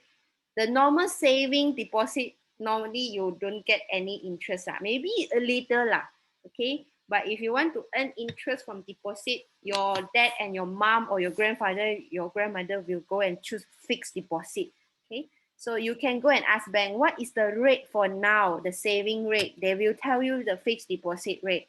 And you compare what is the rate now for taking loan, personal loan or car loan or housing loan. Normally, the loan interest is higher than the deposit and saving rate. Why? Because bank need to cover it. They need to earn the income, because income, the main source of revenue is from interest income. So of course, the thing that they earn must be higher than the cost. Okay? So this is why behind why loan interest is always higher, a bit higher than the saving. Okay, so you can look at others. What are those liability belongs to the bank? So they have to make sure, because everything is about money. So they have to make sure the asset is enough to cover their liability. Then only the bank is healthy. Okay. Okay, equity side is more or less the same. Share capital, reserve, and their profit. Okay. Okay. Now you have seen financial institution comparing to retail. Okay, I will give you another. I try to search Top Glove. Okay, Top Glove is a manufacturer, means they make finished good from raw material. So what is the difference in terms of their account? Okay, let's try Top Glove. Okay, TTT.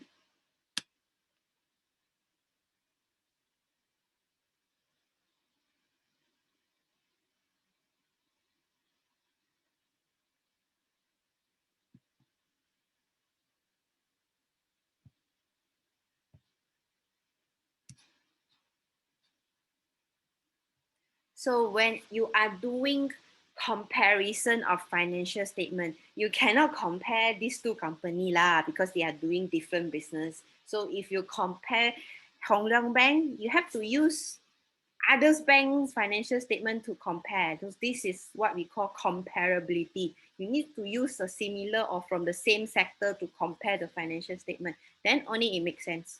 Okay, you cannot compare 7-Eleven to bank. Okay.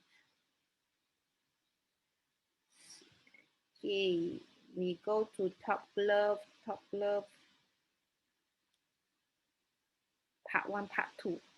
Normally, it will belong to part 2. Okay, go down. Okay, financial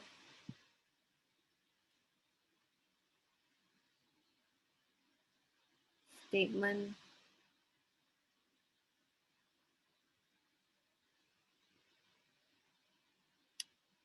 Okay.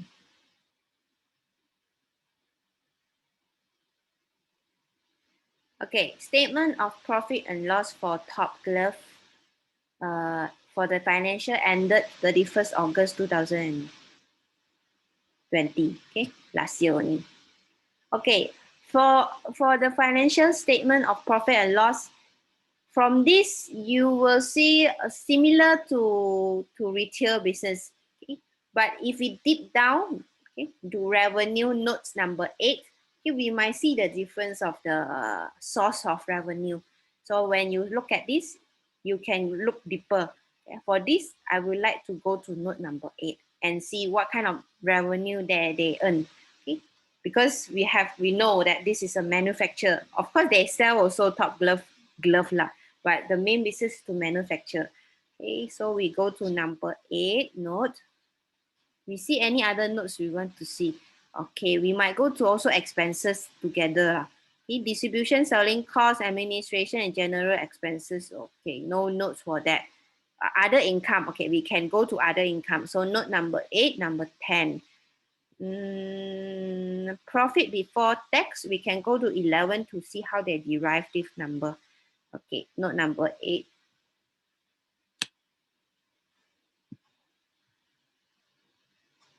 Wow, so this is another part. Hmm? Hmm.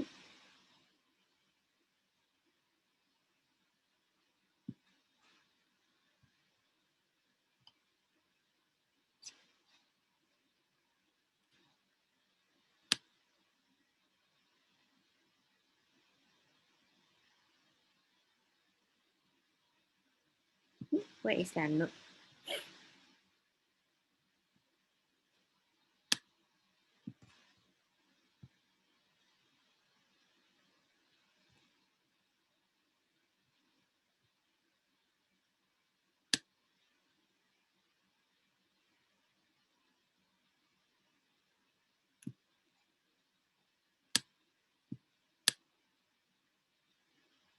Okay, note number 8, 8, 10, and 11. Okay, here come. Revenue. Okay, so they explain to you. Under revenue, the group is in the business of selling of glove and other healthcare product. Okay, now they tell you, okay, my company main business is selling glove. Okay, do they make glove? We have to go further in. Okay. Interest income. Okay, I'm not interested in income, interest.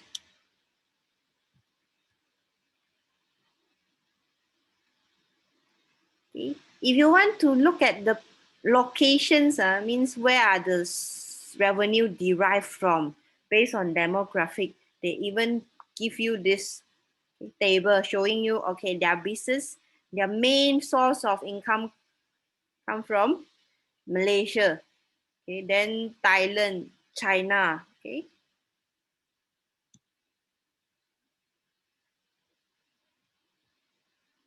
Okay, I want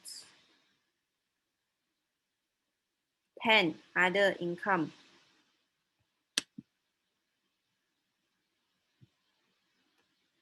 Realized gain on foreign exchange, okay, because they export to other countries.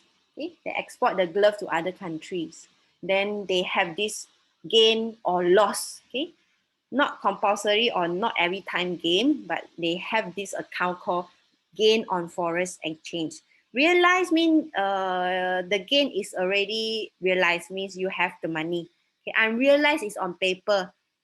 For example, you sell to China, okay, and because you were receiving USD, okay, normally all the sales is in USD. So you're expecting USD to appreciate.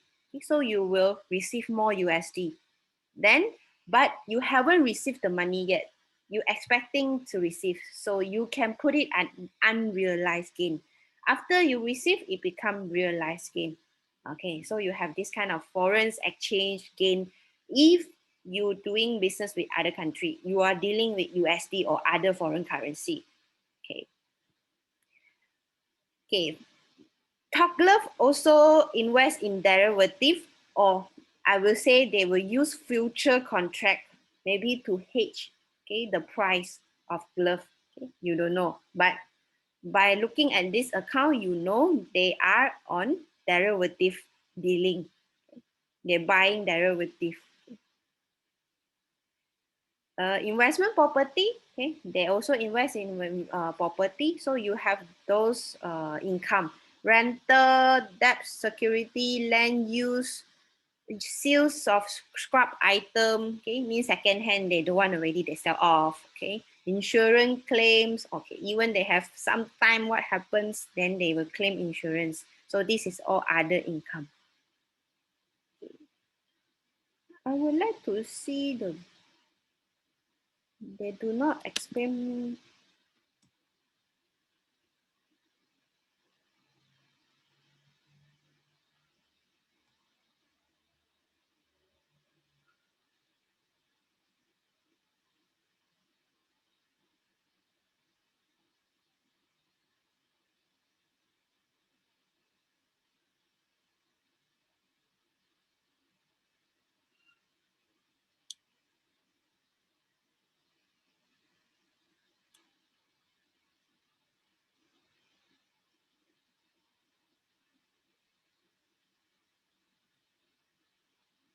Okay, so based on this revenue, the group say the business is selling glove and other healthcare. So don't forget their business is also making. So the business actually making and also selling, just not making only. So if you want to see those only manufacturers, I can maybe suggest another company that only making hard disk or the semiconductors, means though motherboard or your electronic devices, the inside. So for Top Glove, they are making also selling. So their customer become uh, the end user, also some of the agents. Okay? So the customer for Top Gloves might be Mr. DIY, okay, the agent, the dealer of the Top Glove, or pharmacies, okay, hospitals, and also the end user like us. Okay, so it becomes more lah. The customer base is very big. Okay, so this is the financial statement. Then we look at the expenses. Okay, how they derive the expenses.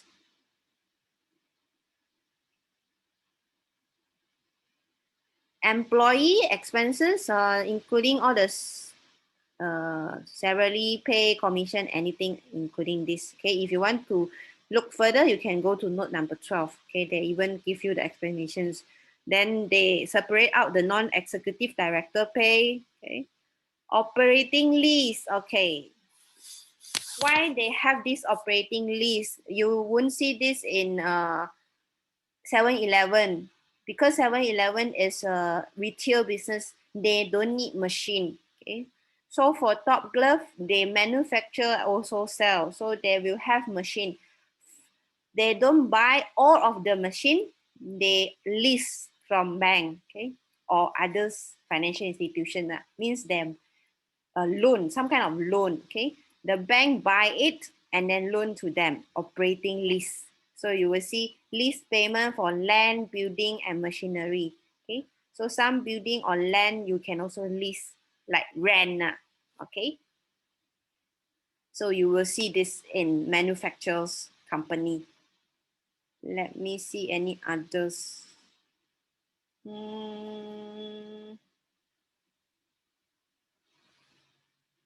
Rental generating property.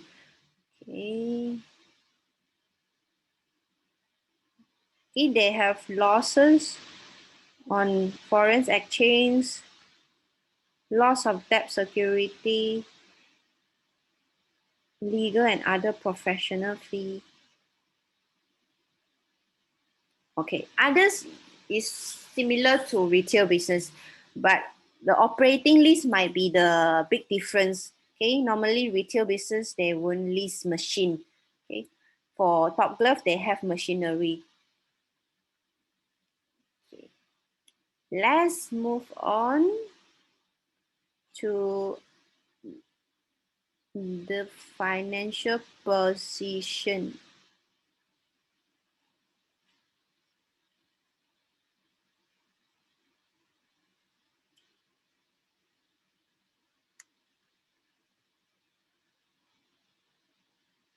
Okay.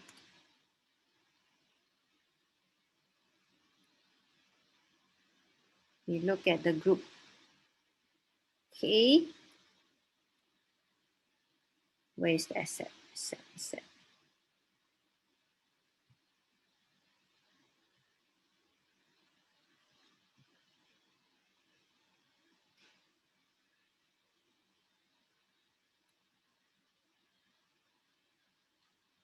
Okay. So have you seen any difference? I found out that this biological assets quite interesting, but they don't provide any explanation for notes. So maybe they needs to do testing examinations for the glove, okay, making. So they invest in this biological asset.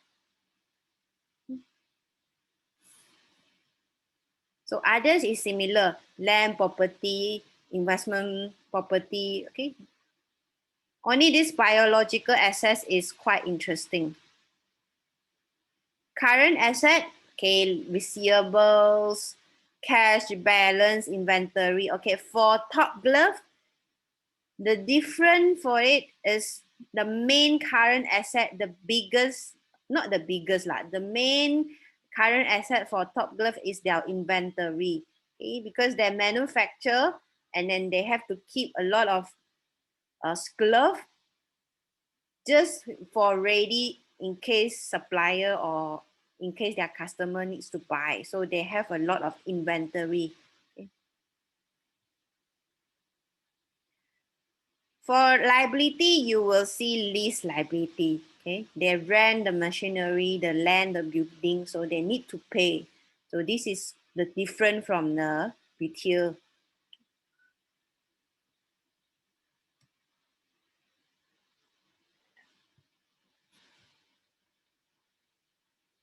Okay, others is similar. Okay, comparing to retail. So now you know different business nature will decide what kind of account that you will use. So your work as a accountant is you need to design, okay, you need to create and think, arrange and plan what are those account that you will use. Okay. After you has a list of the account that can fit in inside your financial statement, the account for financial positions means your balance sheet and the account for your profit and loss. Okay. The first, the most important thing you must have in head first, what are those accounts? Okay. The mother's account of all son and daughter. Okay. After you have this, then only you will go to their subsidiary. So if I ask you to plan for account for new era, okay, can you plan what are the account that you will use inside new era account? Okay, the profit and loss and also the balance sheet. So these are the three difference that I hope you understand. Any question for the difference and sample? If you are interested to look for more, you can go to this website, or if you don't understand, you can ask in the WhatsApp group.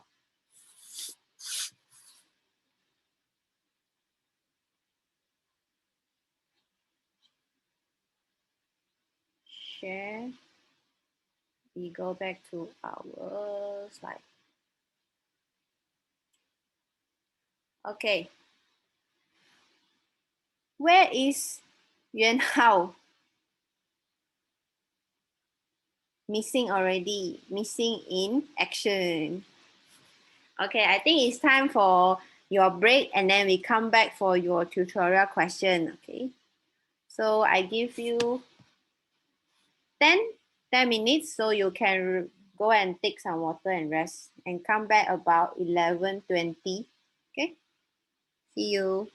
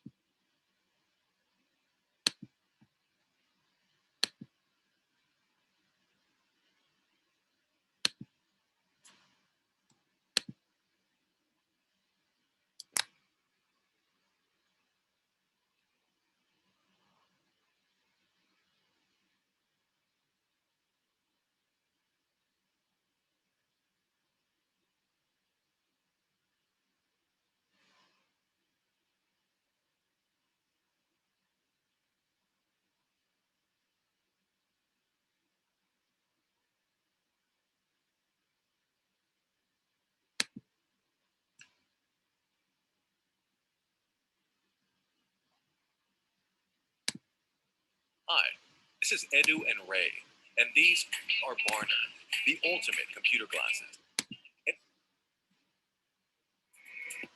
Hi, welcome to another Cold Fusion video. It's a distant fact now, but Enron was once the 7th largest corporation in America. They revolutionized trading and the energy market. They were far smarter than their competitors, and their business was intricate and too complex for the average person to understand. Except, in reality, it was all a big scam filled with lies, fraud, and political manipulation. Enron was the biggest scam in US history. The fallout from the scam was monumental. Billions of dollars stolen, thousands of lost jobs, dozens of convictions, one suicide, and the unveiling of a very public display of corporate greed that shined directly into the heart of corporate America. This is the story of how one company took 10 years to grow to $60 billion in value, and then, in less than a month, go bankrupt. This is the story of Enron. You are watching Cold Fusion TV.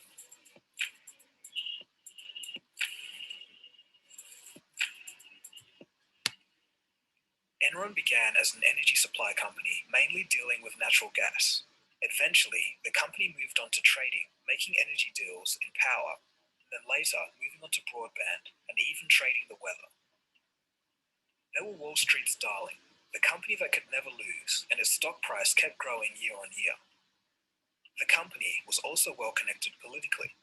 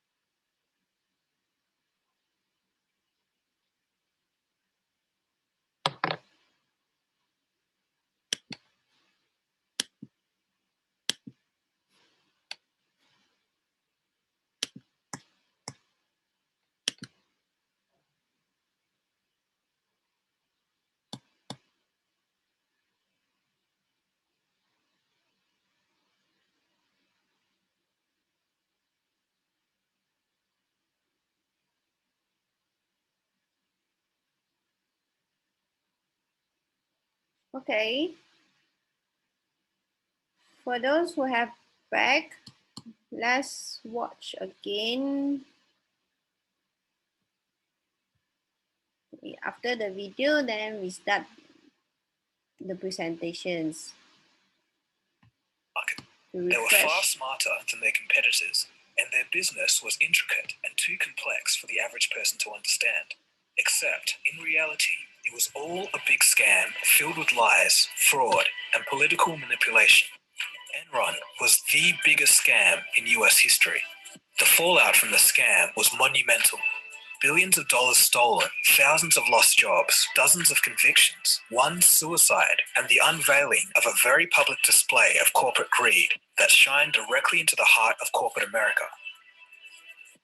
This is the story of how one company took 10 years to grow to $60 billion in value, and then, in less than a month, go bankrupt. This is the story of Enron. You are watching Cold Fusion TV.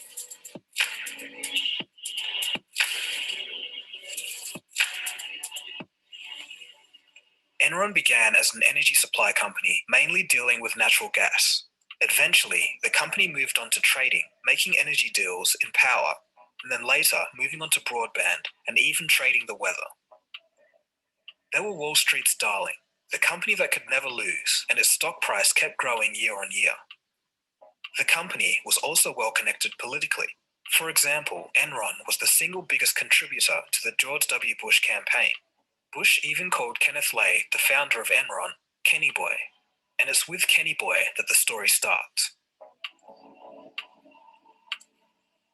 Growing up in a poor family, Kenneth Lay's father was a Baptist priest. The young Ken would often ponder about his future, a future where he could escape his current conditions. When he grew up, he became a prominent figure in the deregulation of the energy sector. The PhD graduate spent his time as a financial analyst in the Pentagon before climbing the ranks and becoming close friends with George Bush Sr. Ken Lay would even send the Enron corporate jet to take George Sr. and his wife to their son's inauguration. As you'll see later, these favors did not go unreturned.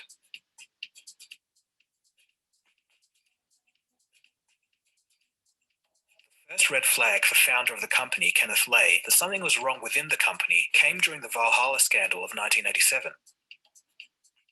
Two oil traders working for Enron gambled enormously on the company's behalf, shifting money to fake accounts with names such as MYARS or MyArse.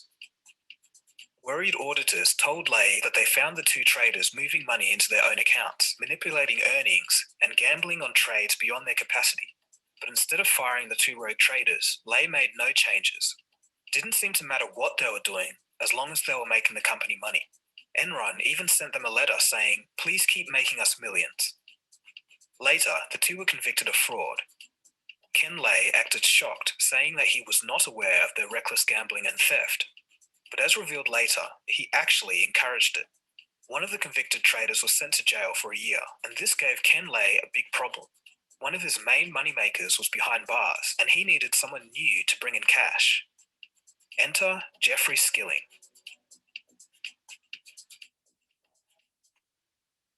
Have you heard this joke going around on social media?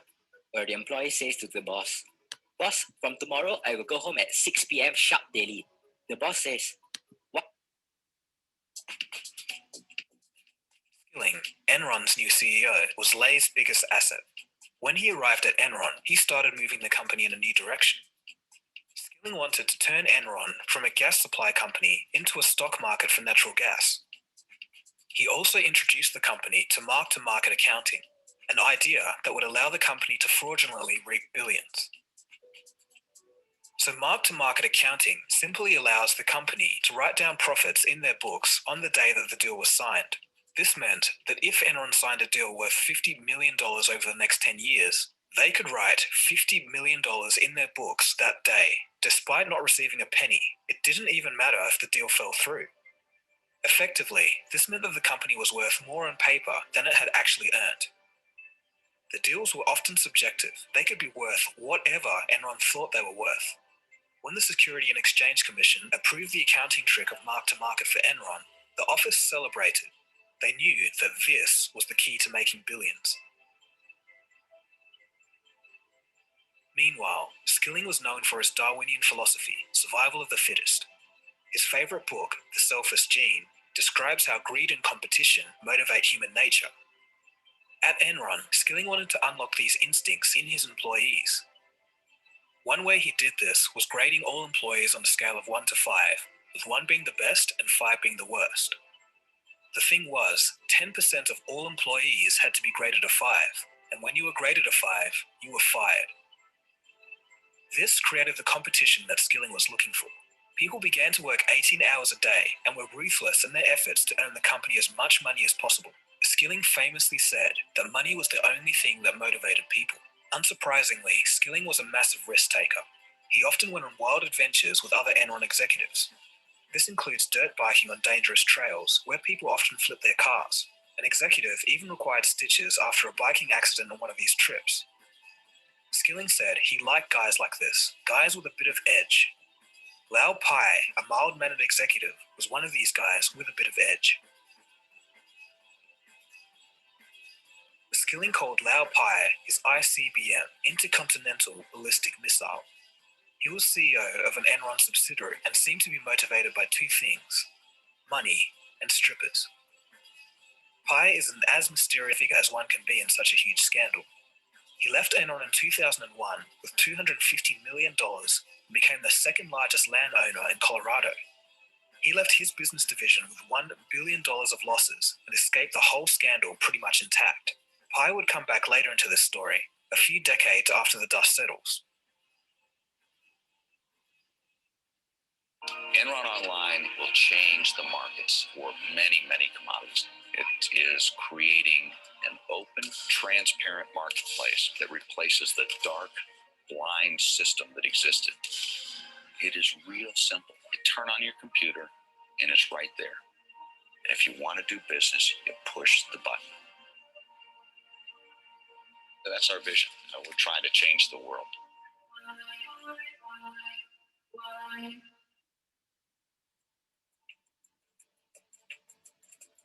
And it wasn't just internet companies feeling the fever. Enron's stock had tripled in the space of 2 years. Everyone with a little bit of spare cash was playing the stock market game.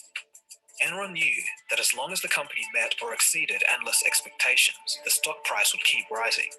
And somehow, they always met or exceeded those expectations. During this time, while Jeff Skilling stood at the company's conventions telling his staff to put more of their 401k into Enron, he knew that the profits were actually going in the opposite direction. Around the world, they were losing billions on natural gas projects. Enron had poured billions of dollars into a plant in India, only to realize that India couldn't afford to buy the electricity.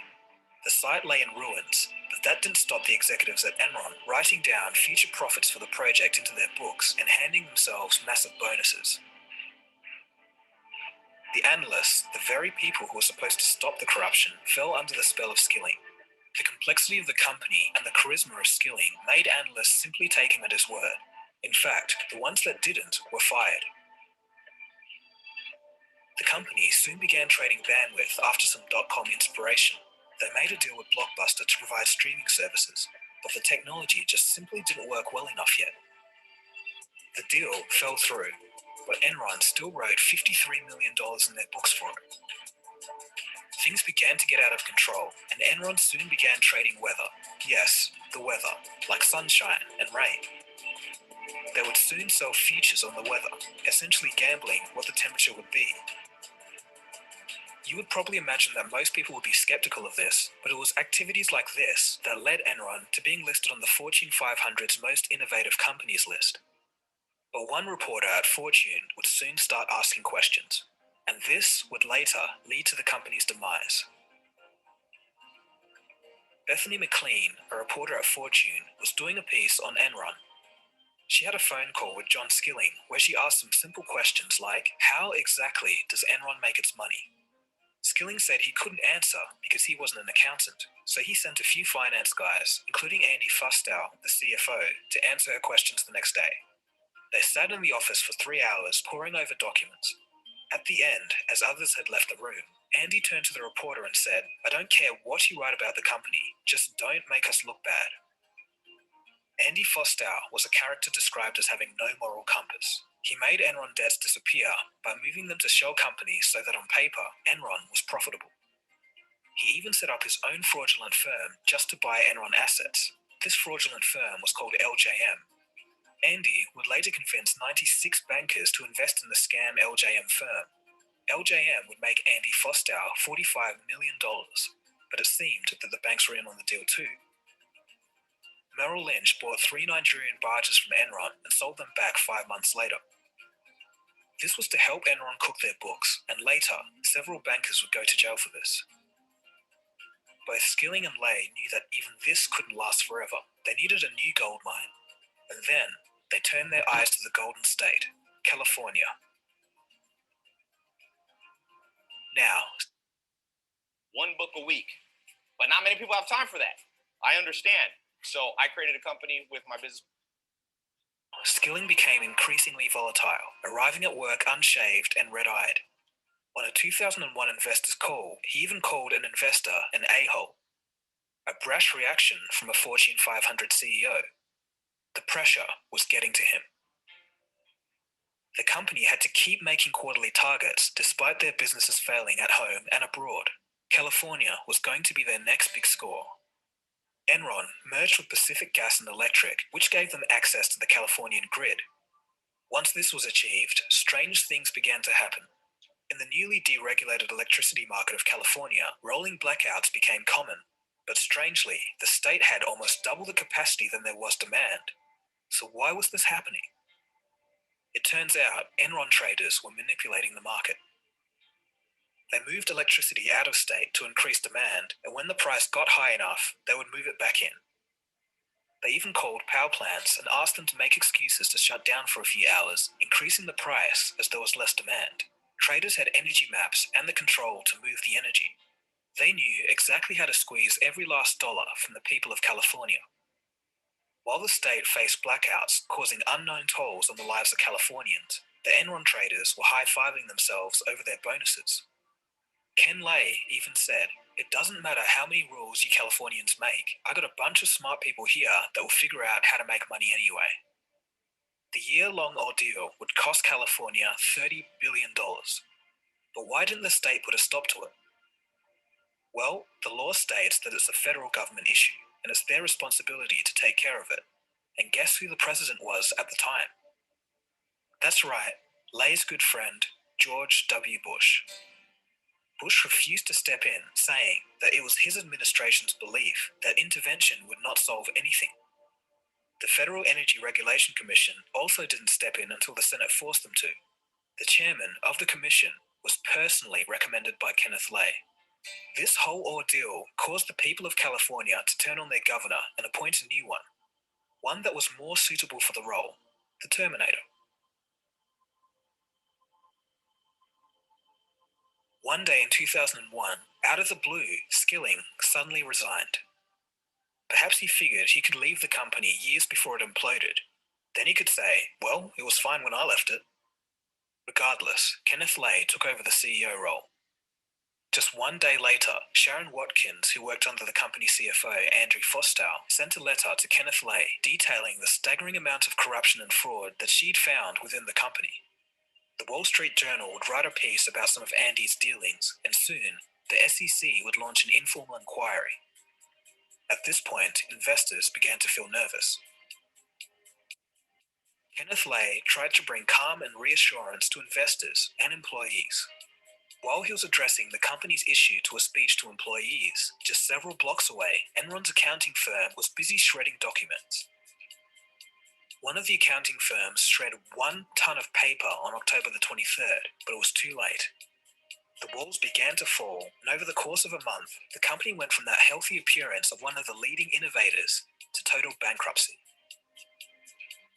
You want us to believe that you sat there in your office and had no clue that this place was about to collapse?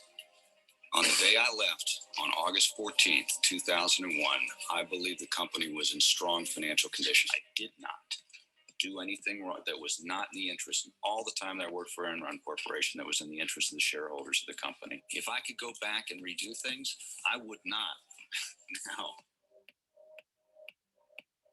For the thousands of people who held Enron stock, the market was frozen at the $32 mark, and when it reopened, it was $9 a share. Meanwhile, Enron executives had a fire sale of all of their stock. In the months leading up to the bankruptcy, Skilling told his employees to buy more stock while he sold all of his. As the media began circling the story, criminal investigations were launched. Cliff Baxter, a trader who often went on Skilling's wild adventures, cashed in $30 million from Enron. After being called to testify in court, Baxter got in his Mercedes, drove down a quiet street, and shot himself. Andy Fostow, the former CFO, pleaded guilty to conspiracy to commit wire fraud. He ratted out and cut himself a deal to testify against other Enron executives. He was sentenced to 10 years but only served 6 and paid $23 million in fines.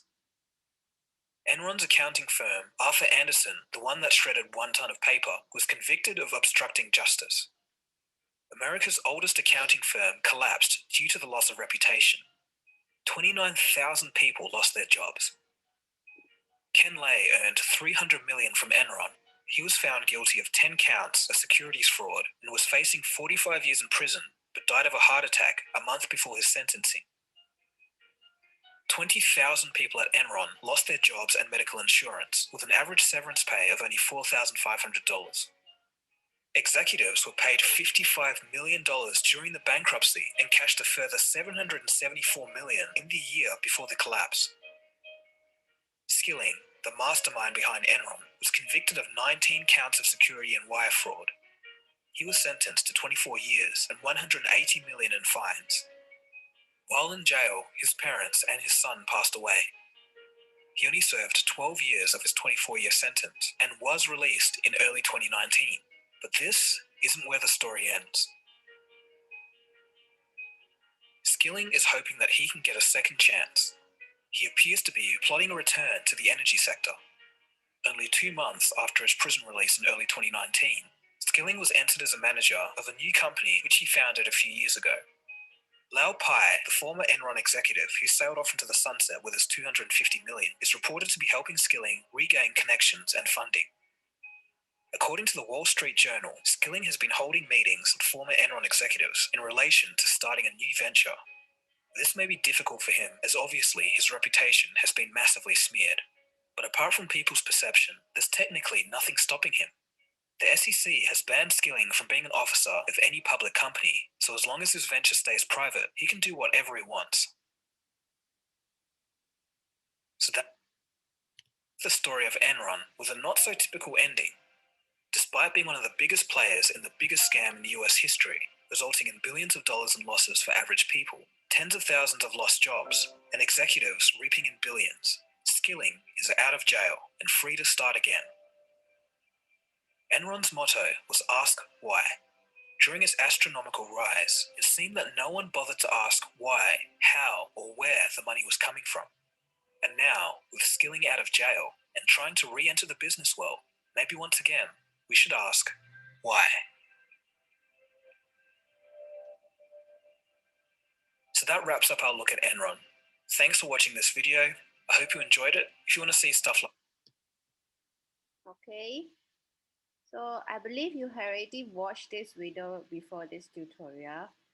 I watched it like a few times and I still feel like how this could happen because of greed and desires of humans being that can cause so much losses to the victims because of money.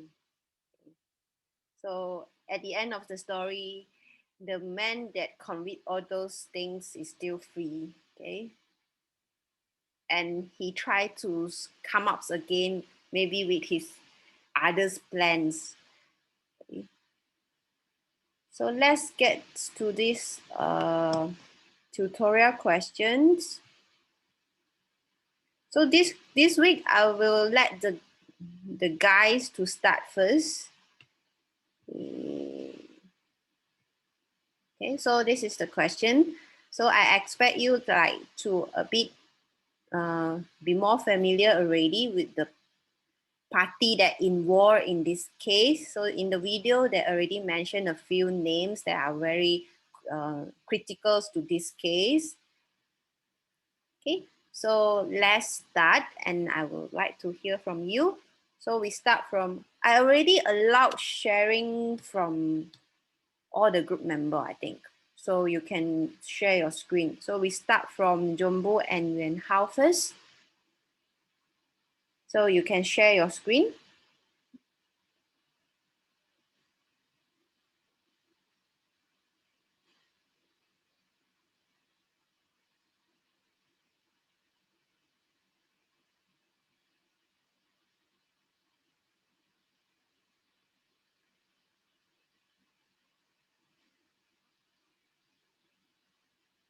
Yuan Hao, are you trying to share screen there?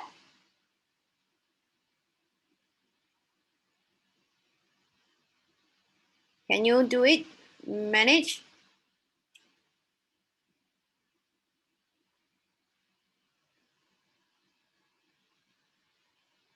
I stop sharing.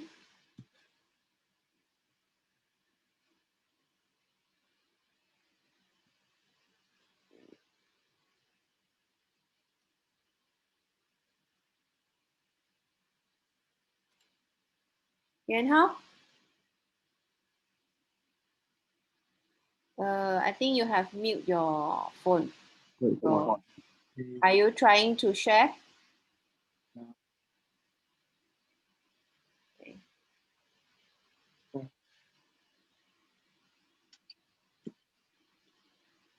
Oh, whoa. Yeah.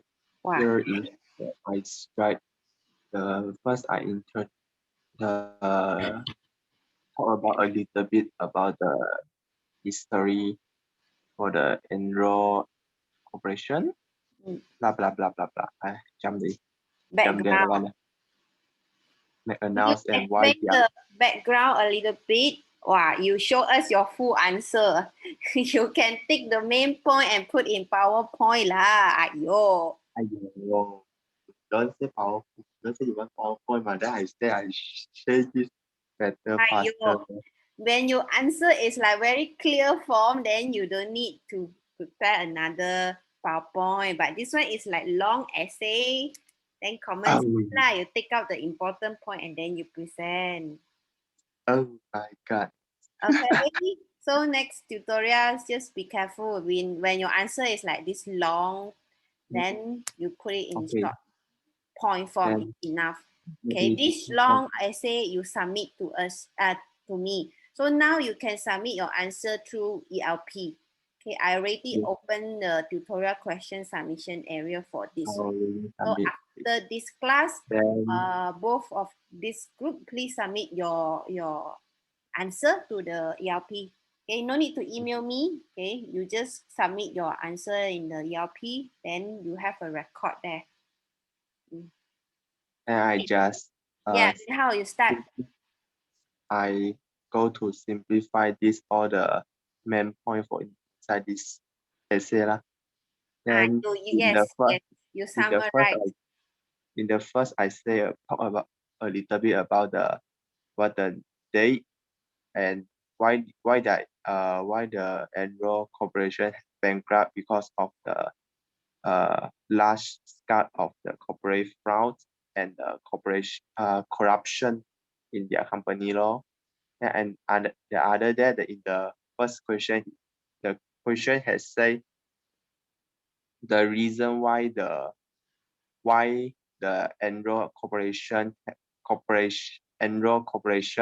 have bankruptcy by the substance over form. Then I simply say that not state that the substance over form is one of the accounting concept that is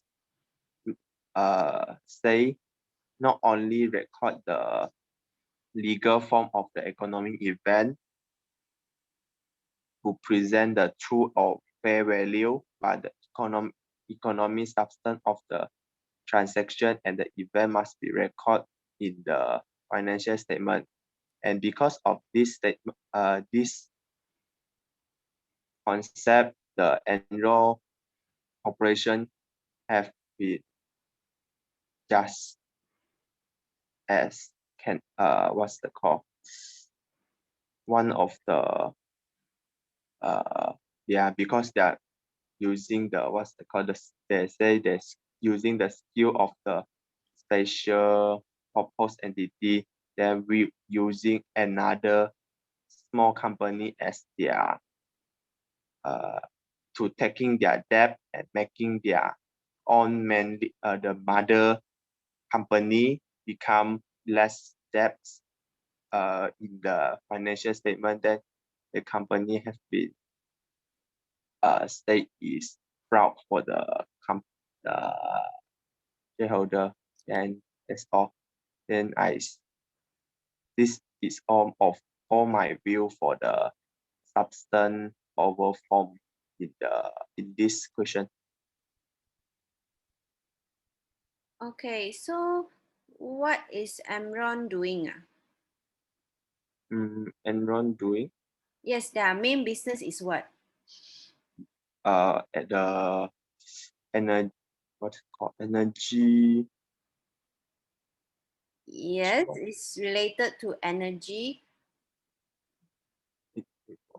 Subsequently, they transform their business from energy to what? Trade.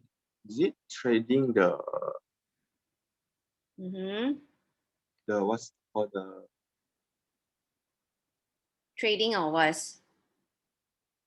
yeah, before that they are managed to the energy part, but they are after that he changing to the selling the form. I think the form for the just like the what's the name for it? Future? Guarantee after future for the energy. I would say derivative lah. Derivative future contract. Okay. Yes, Amron is initially an energy trading, so they buy and sell oil, natural gas. Then subsequently, because of the deregulations, means the government of US allowed others player to enter into oil sector. Okay, means more competitors to Amron.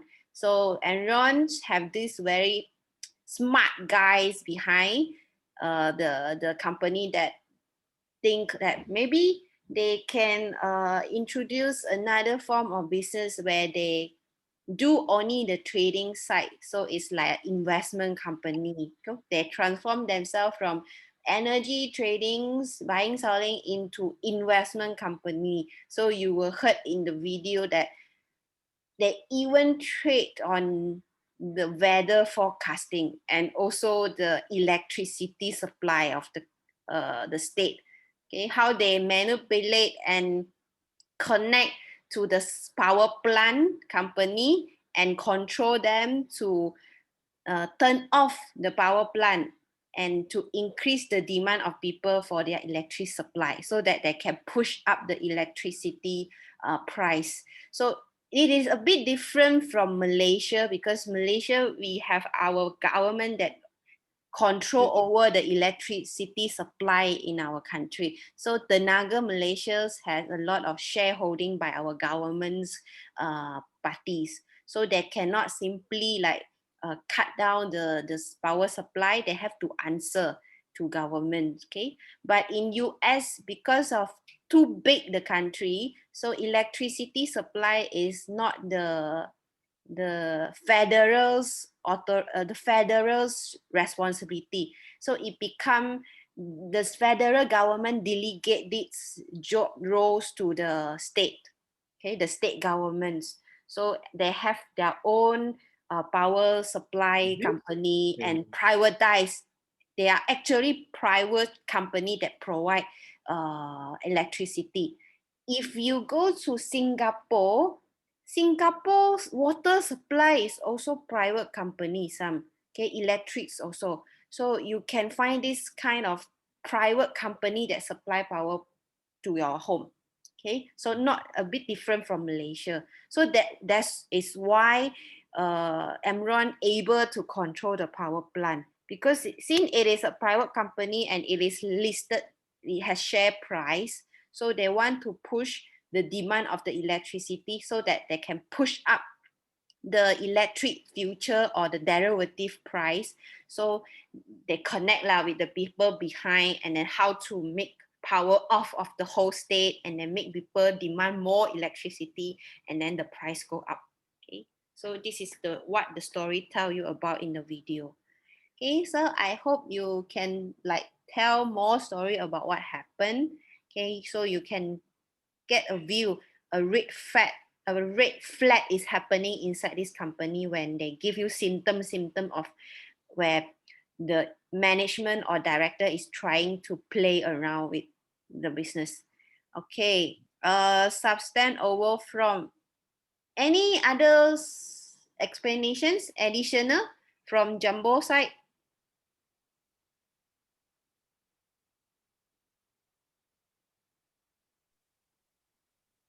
Actually, this tutorial is quite difficult for me, so I just picked the short point. Okay, so you were going to present for SPE? Which part are you going to present? Your group will already divide your job, right? Yes, because all the points just that have to show all the last part of the You watch the video and the paper I give you also. Anything you want to add to your answer? maybe I will make. Okay, you can make your adjustment later, so you can submit by latest by 5 today. So I already cut off the submission time by 5 p.m. today.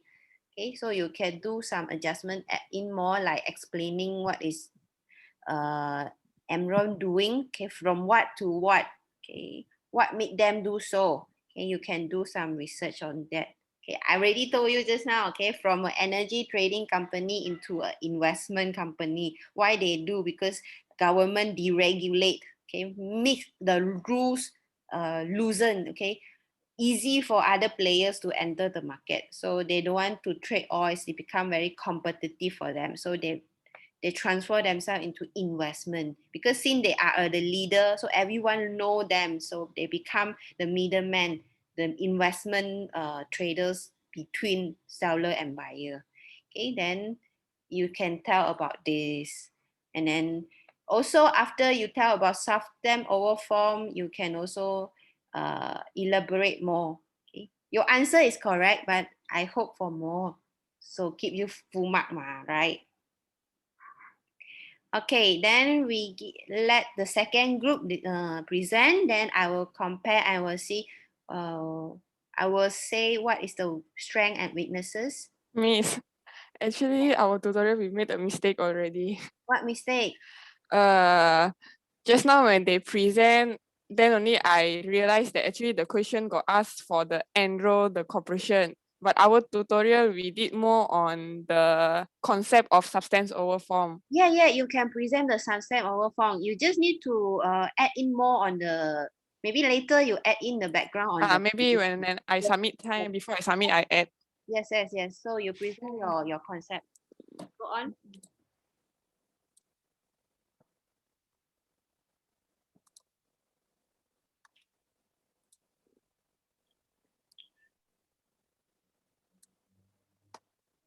So this is what we wrote for substance over form.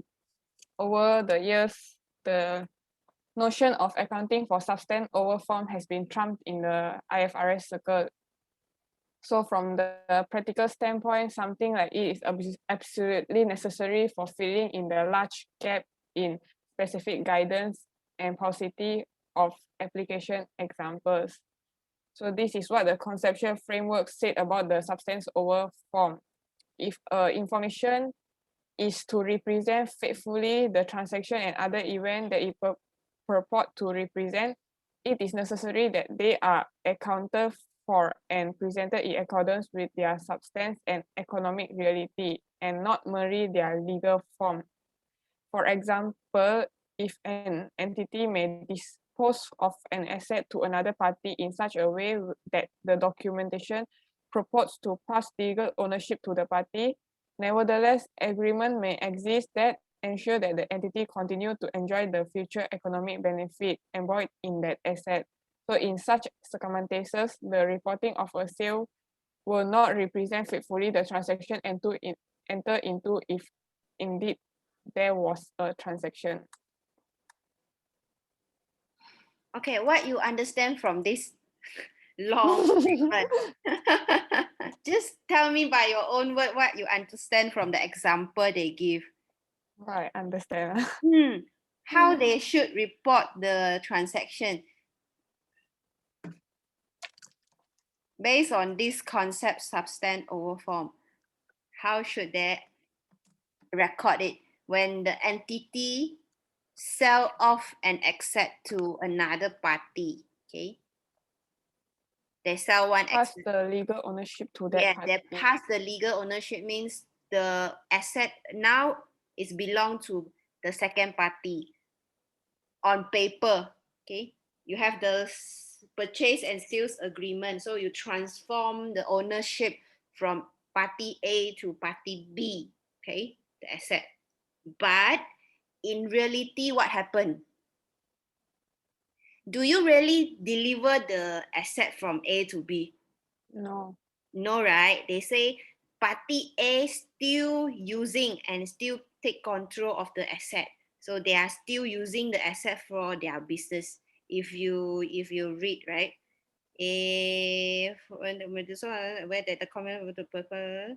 Nevertheless, agreement may exist that ensure that the entity continue to enjoy the future benefit. Okay, so inside the agreement, they also say that, okay, even I sell my ownership to you, but I still means I still control the use of this asset. So I don't deliver this thing to you. It's still in my factory or in my shop. I still using it for my business benefit. So in this example, okay, how do you record? Do you record this as a sales? They say reporting of a sale will not represent faithfully. Means recording sales is correct or not? No. No. Okay. So this is not a sales because you don't really sell this thing to other. You still control it.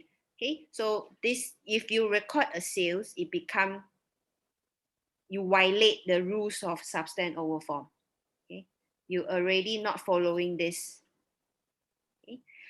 So reporting of a sale will not represent faithfully the transaction entered into if indeed there was a transaction. Even though this is a transaction, but this is not a sales, it may be a lease. So it depends how the agreement arranged, or even this is like just a transfer of ownership. So in terms of economic benefit, you don't need to record. Okay, just by legal form you transform. So you just maybe report in the notes. It doesn't make it material to be reported in your financial statement. The asset is still belong to you because you are still using. So you need to calculate the depreciation. So how it is connected. So if you read the paper, you feel it difficult, you can ask me lah. Got WhatsApp group ma. Ayo, WhatsApp group, okay? So understand the example. So you can this example is you can mix it to explain Enron case. Okay. Okay, continue.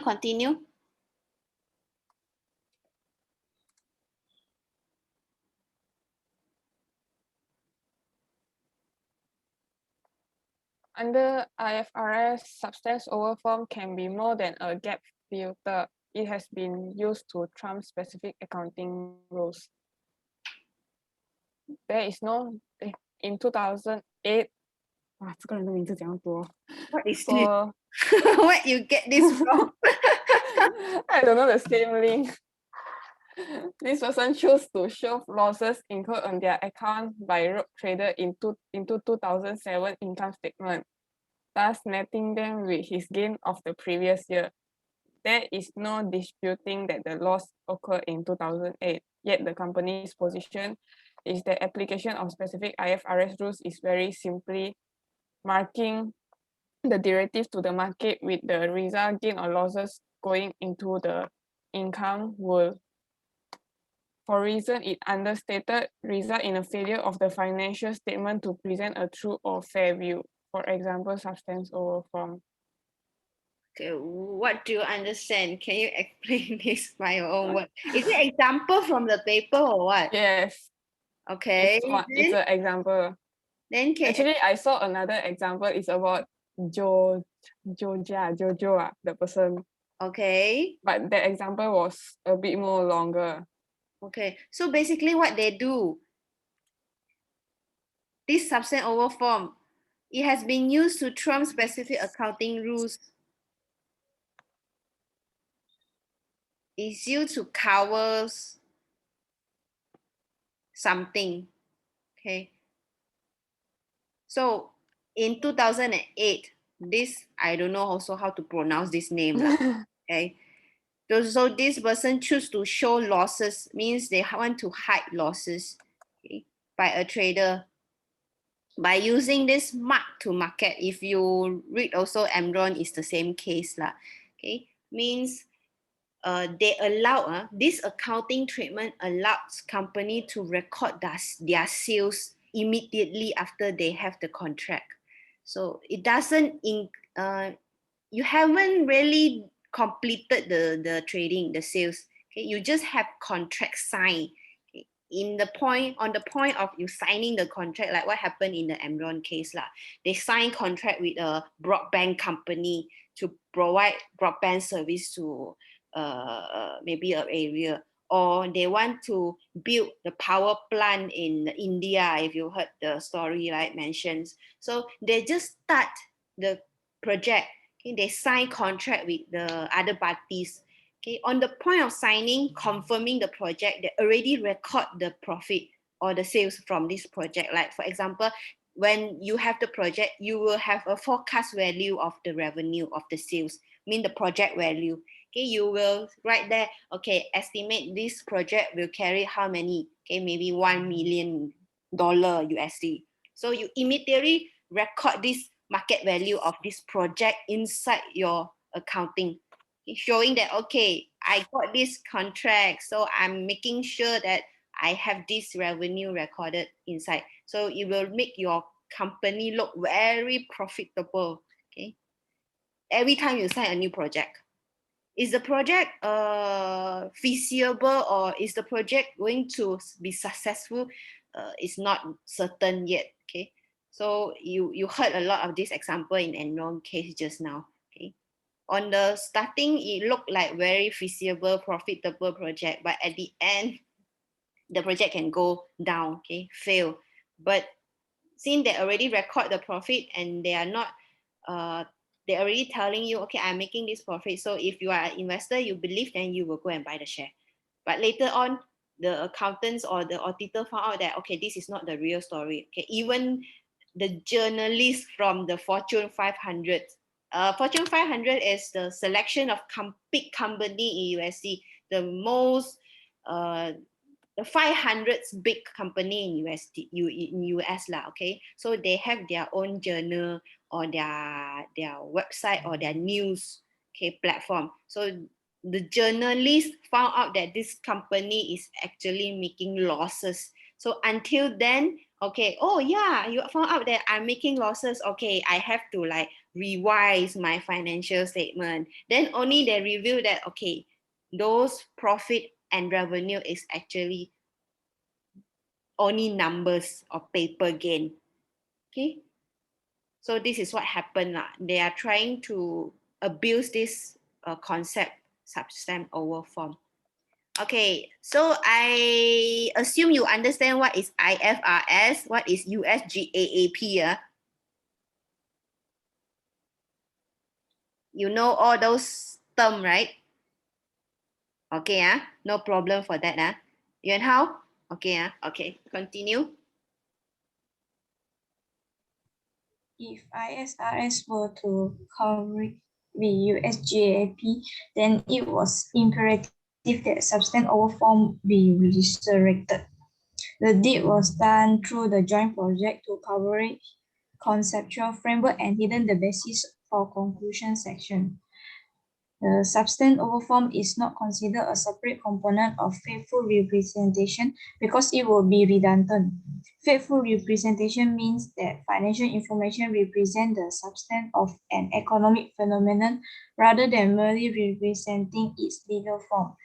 Representing a legal form that differs from the economic substance of the underlying economic phenomenon could not result in a faithful representation. Okay, so what is this slide trying to show? Yes. I get your point, but do you able to make Yuan Hao understand what you are trying to say from this slide? Yuan Hao, you get the point?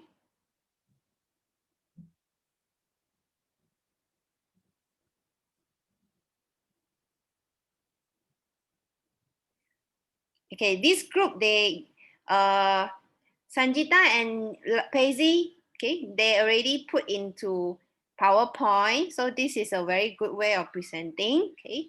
Next, Yuan-Hao, you need to learn. Okay, you have to put your answer into shorter form. This is still long. I want shorter one. Okay, point form. Layman term means you are making people that do not understand accounting to understand what you are saying. Okay, so try to do that. You are accounting person, you know from the paper what they are trying to tell, but now you need to translate what is those accounting term and complicated statement from financial standard to layman term so that people outside can understand what is happening. So Yuan-Hao, do you understand what the statement trying to tell you? So long. Your layman term mean 明 This 白吗？ long 简单的，你明白他在讲什么吗？你有读那个，你们都有读那个 paper 吗 ？Right? yes. Okay. 没有 ask 我 question，你看不懂，怎样看还是什么？可以问我的。Oh. Normally those journal, you feel it complicated, you go to introduction, you go to summary. Okay. Then if you really can't understand, you don't further down already, you ask. Okay.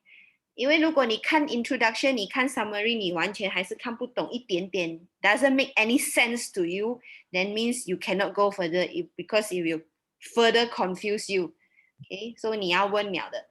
如果 summary 跟 instruction 你都不懂还在讲什么，你就不要再自己折磨自己 torture yourself and go further. Okay, 你可以先问了，我跟你讲怎样看，然后你再继续读。Okay, so this PowerPoint, this slide show you that what it means by if IFRS were to converge with US GAAP. Okay, here they provide you two accounting standards. One is international, one is US. US they call General Accepting Accountant Practices. Okay, so this is the same. They are the accounting standard. Okay, but one is international standard. One is the nationals level by US. Okay, the difference between them, if you look at all the paper and the paper that I provide you, they mention about the difference. Okay, the different international standard provide you a very exact or standalone or very independent explanation or definition of substance over form, and they provide you example why you must follow. While for the US GAAP, they lump sum the substance over form inside faithfully represent, means they don't provide standalone definition of substance over form. They say as long as you faithfully represent, as long as you honestly reporting, then it can be said that you already follow this concept. So it become very easy for accountants or people to manipulate or abuse this concept to turn it into their own benefit, I can say. So the long statement actually telling you that substance over form is not considered a separate component of faithful representation. This is inside US accounting standard. Okay, they don't consider substance over forms to be so material. They don't think this is very important. They think this is redundant, means repeat already. Okay, repetition of faithfully represent. 它是一样的，它跟 repetition， 它跟 faithful represent， 它跟 honest 是一样的东西， so 他觉得已经多余了 redundant 了 ，so you don't need a stand-alone explanation definition for substance over form. So it become very easy 啦，都没有这么严厉 ，means US is not very strict on this point. It become vulnerables or very easy for people to play a trick okay, so it encourage and Enron to abuse it. Okay, so 还有 any finish your slide? Yes. Okay, so now my turn to comment. Don't worry, this question won't be in your final assignment. Okay. This Miss， is 你可以 excuse 我一下吗？ okay, 因为 okay. 我去 scan 一个 document，我爸爸要，但是家里没有人，所以只有我可以 scan 给他。现在还要12点 Okay, 半之前。 okay. OK， 谢谢。 Okay, so Paisy is here. So my comment for your tutorial will be, yes, the good part about Paisy and Sanjita is they have the PowerPoint. So you have your own words formats answer, right, Paisy? Not yet. Not yet. Actually, we decide to just submit this PowerPoint if. Oh, no. So you have to compose it. So I think misunderstanding. So if Okay. you have a long answer, you need to submit in words. Okay. So I will suggest every tutorial question you answer in your long answer first. Then you take out the important point and put it in PowerPoint or Excel. Okay. If you feel that Excel is better way of presenting, up to you. But your long answer should be in your words lah. Okay, then you submit your words only to me. Okay. Last tutorial, because this is like calculation, so I allow you to straight away submit me with the Excel. So this tutorial, you submit your words format to the ELP, and next presentation, okay, I hope you and How will have the PowerPoint. Okay, so now you have to add answer to your presentation. For Paisy group, add some explanation on Enron case. Okay, what is they doing and then what happened to this company. While for Yuan Hao group, you need to you may add some on the explanation of this concept. Okay, this is what lack lah. Okay, any question on this case?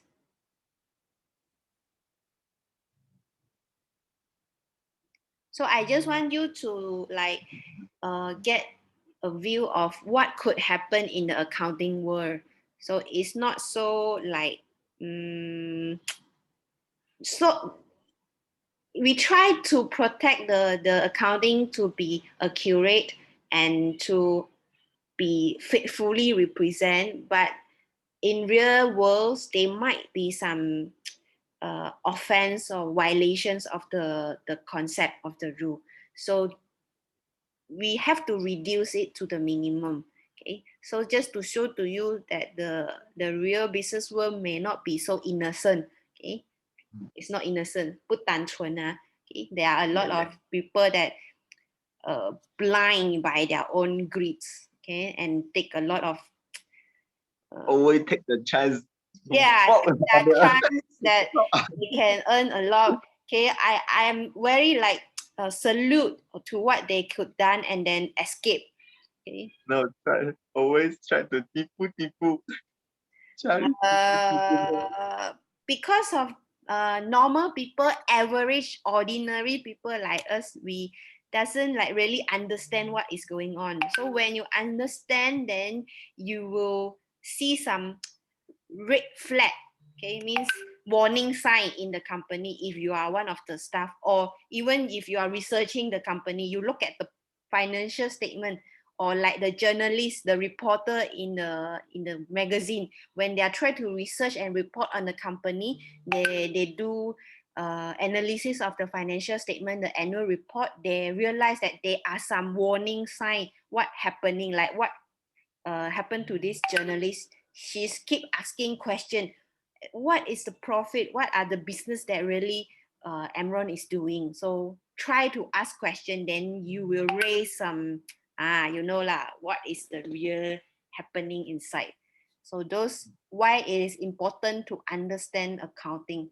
Okay, not necessary you will be working in accounting line, but when you understand accounting, it is very useful for you to manage your own financial also. Okay, and also understanding what is other people is doing. Okay, it is one of the main supportive activity in every business lah. Okay, you cannot escape from doing accounting. Okay, so I will give you, if you see the WhatsApp group, I send you a link. Okay, I would like you to do this. You go and click the link and let me see if I inside. Okay.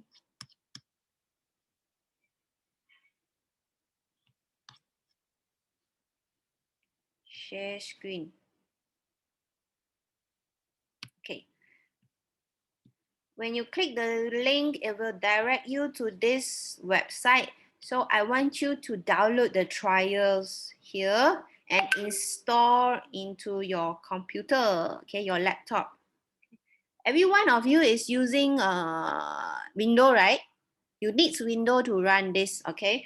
So you download this AutoCount accounting into your laptop first, okay? Then we will try to play around with this software next week. Okay. I have the exercise question already. So you will do it, okay? Then you will know how the accounting software run. Okay. So your work for this week, go back, install this. And for tomorrow tutorial, okay. Okay, tomorrow tutorial, I don't need you to present, but I want you to prepare the answer. So we discuss at the classroom, okay? So for next week tutorial, you will present, but for tomorrow, I let you to discuss in the classroom, but I want you to go back and prepare the answer. Please help me to inform Sanjita. Okay, so I send you the question first.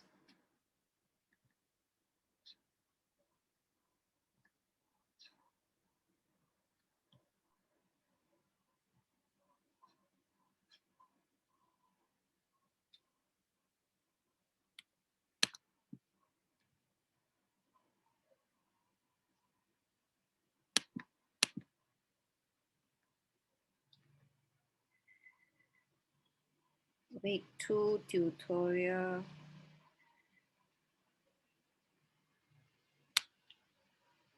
Okay.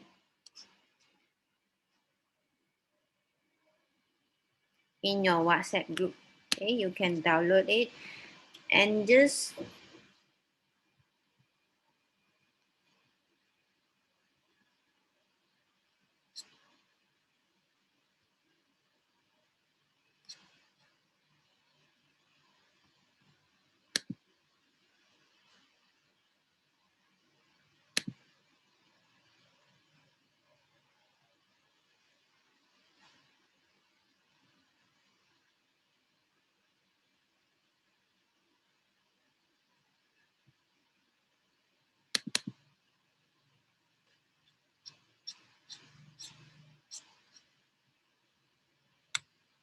okay, I sent you the tutorial question for tomorrow and the subsequent until tutorial 3 question 2.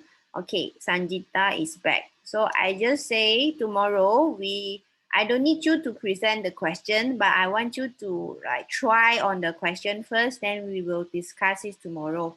For next week, Tuesday, then you present the next question. Okay. So you download the question from WhatsApp group and then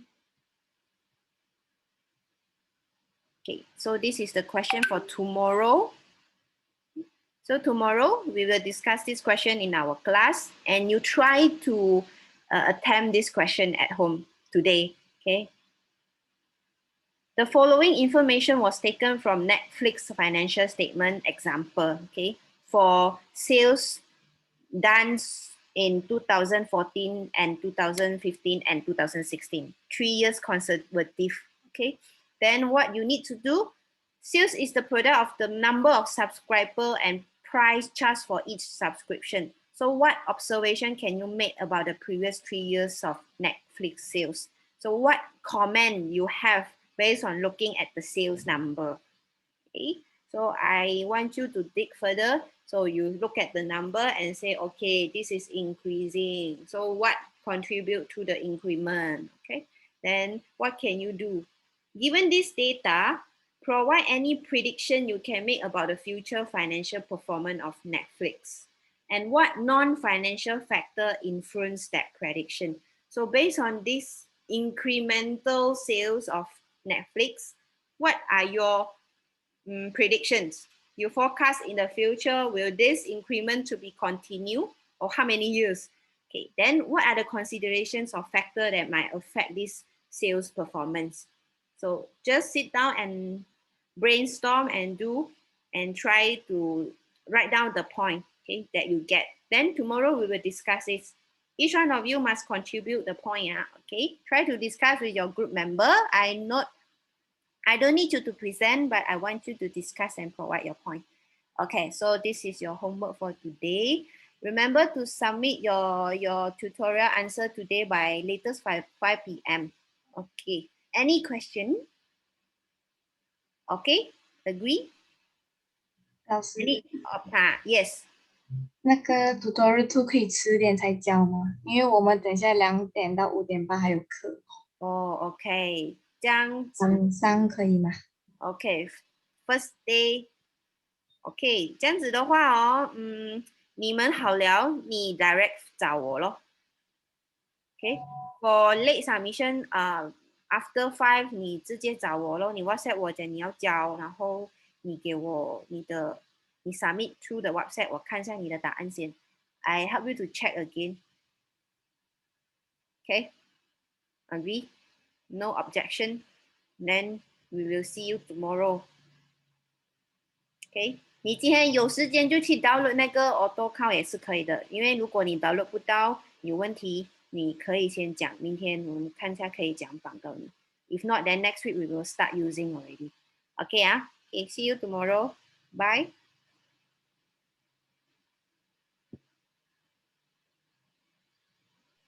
Bye. Bye bye. Bye.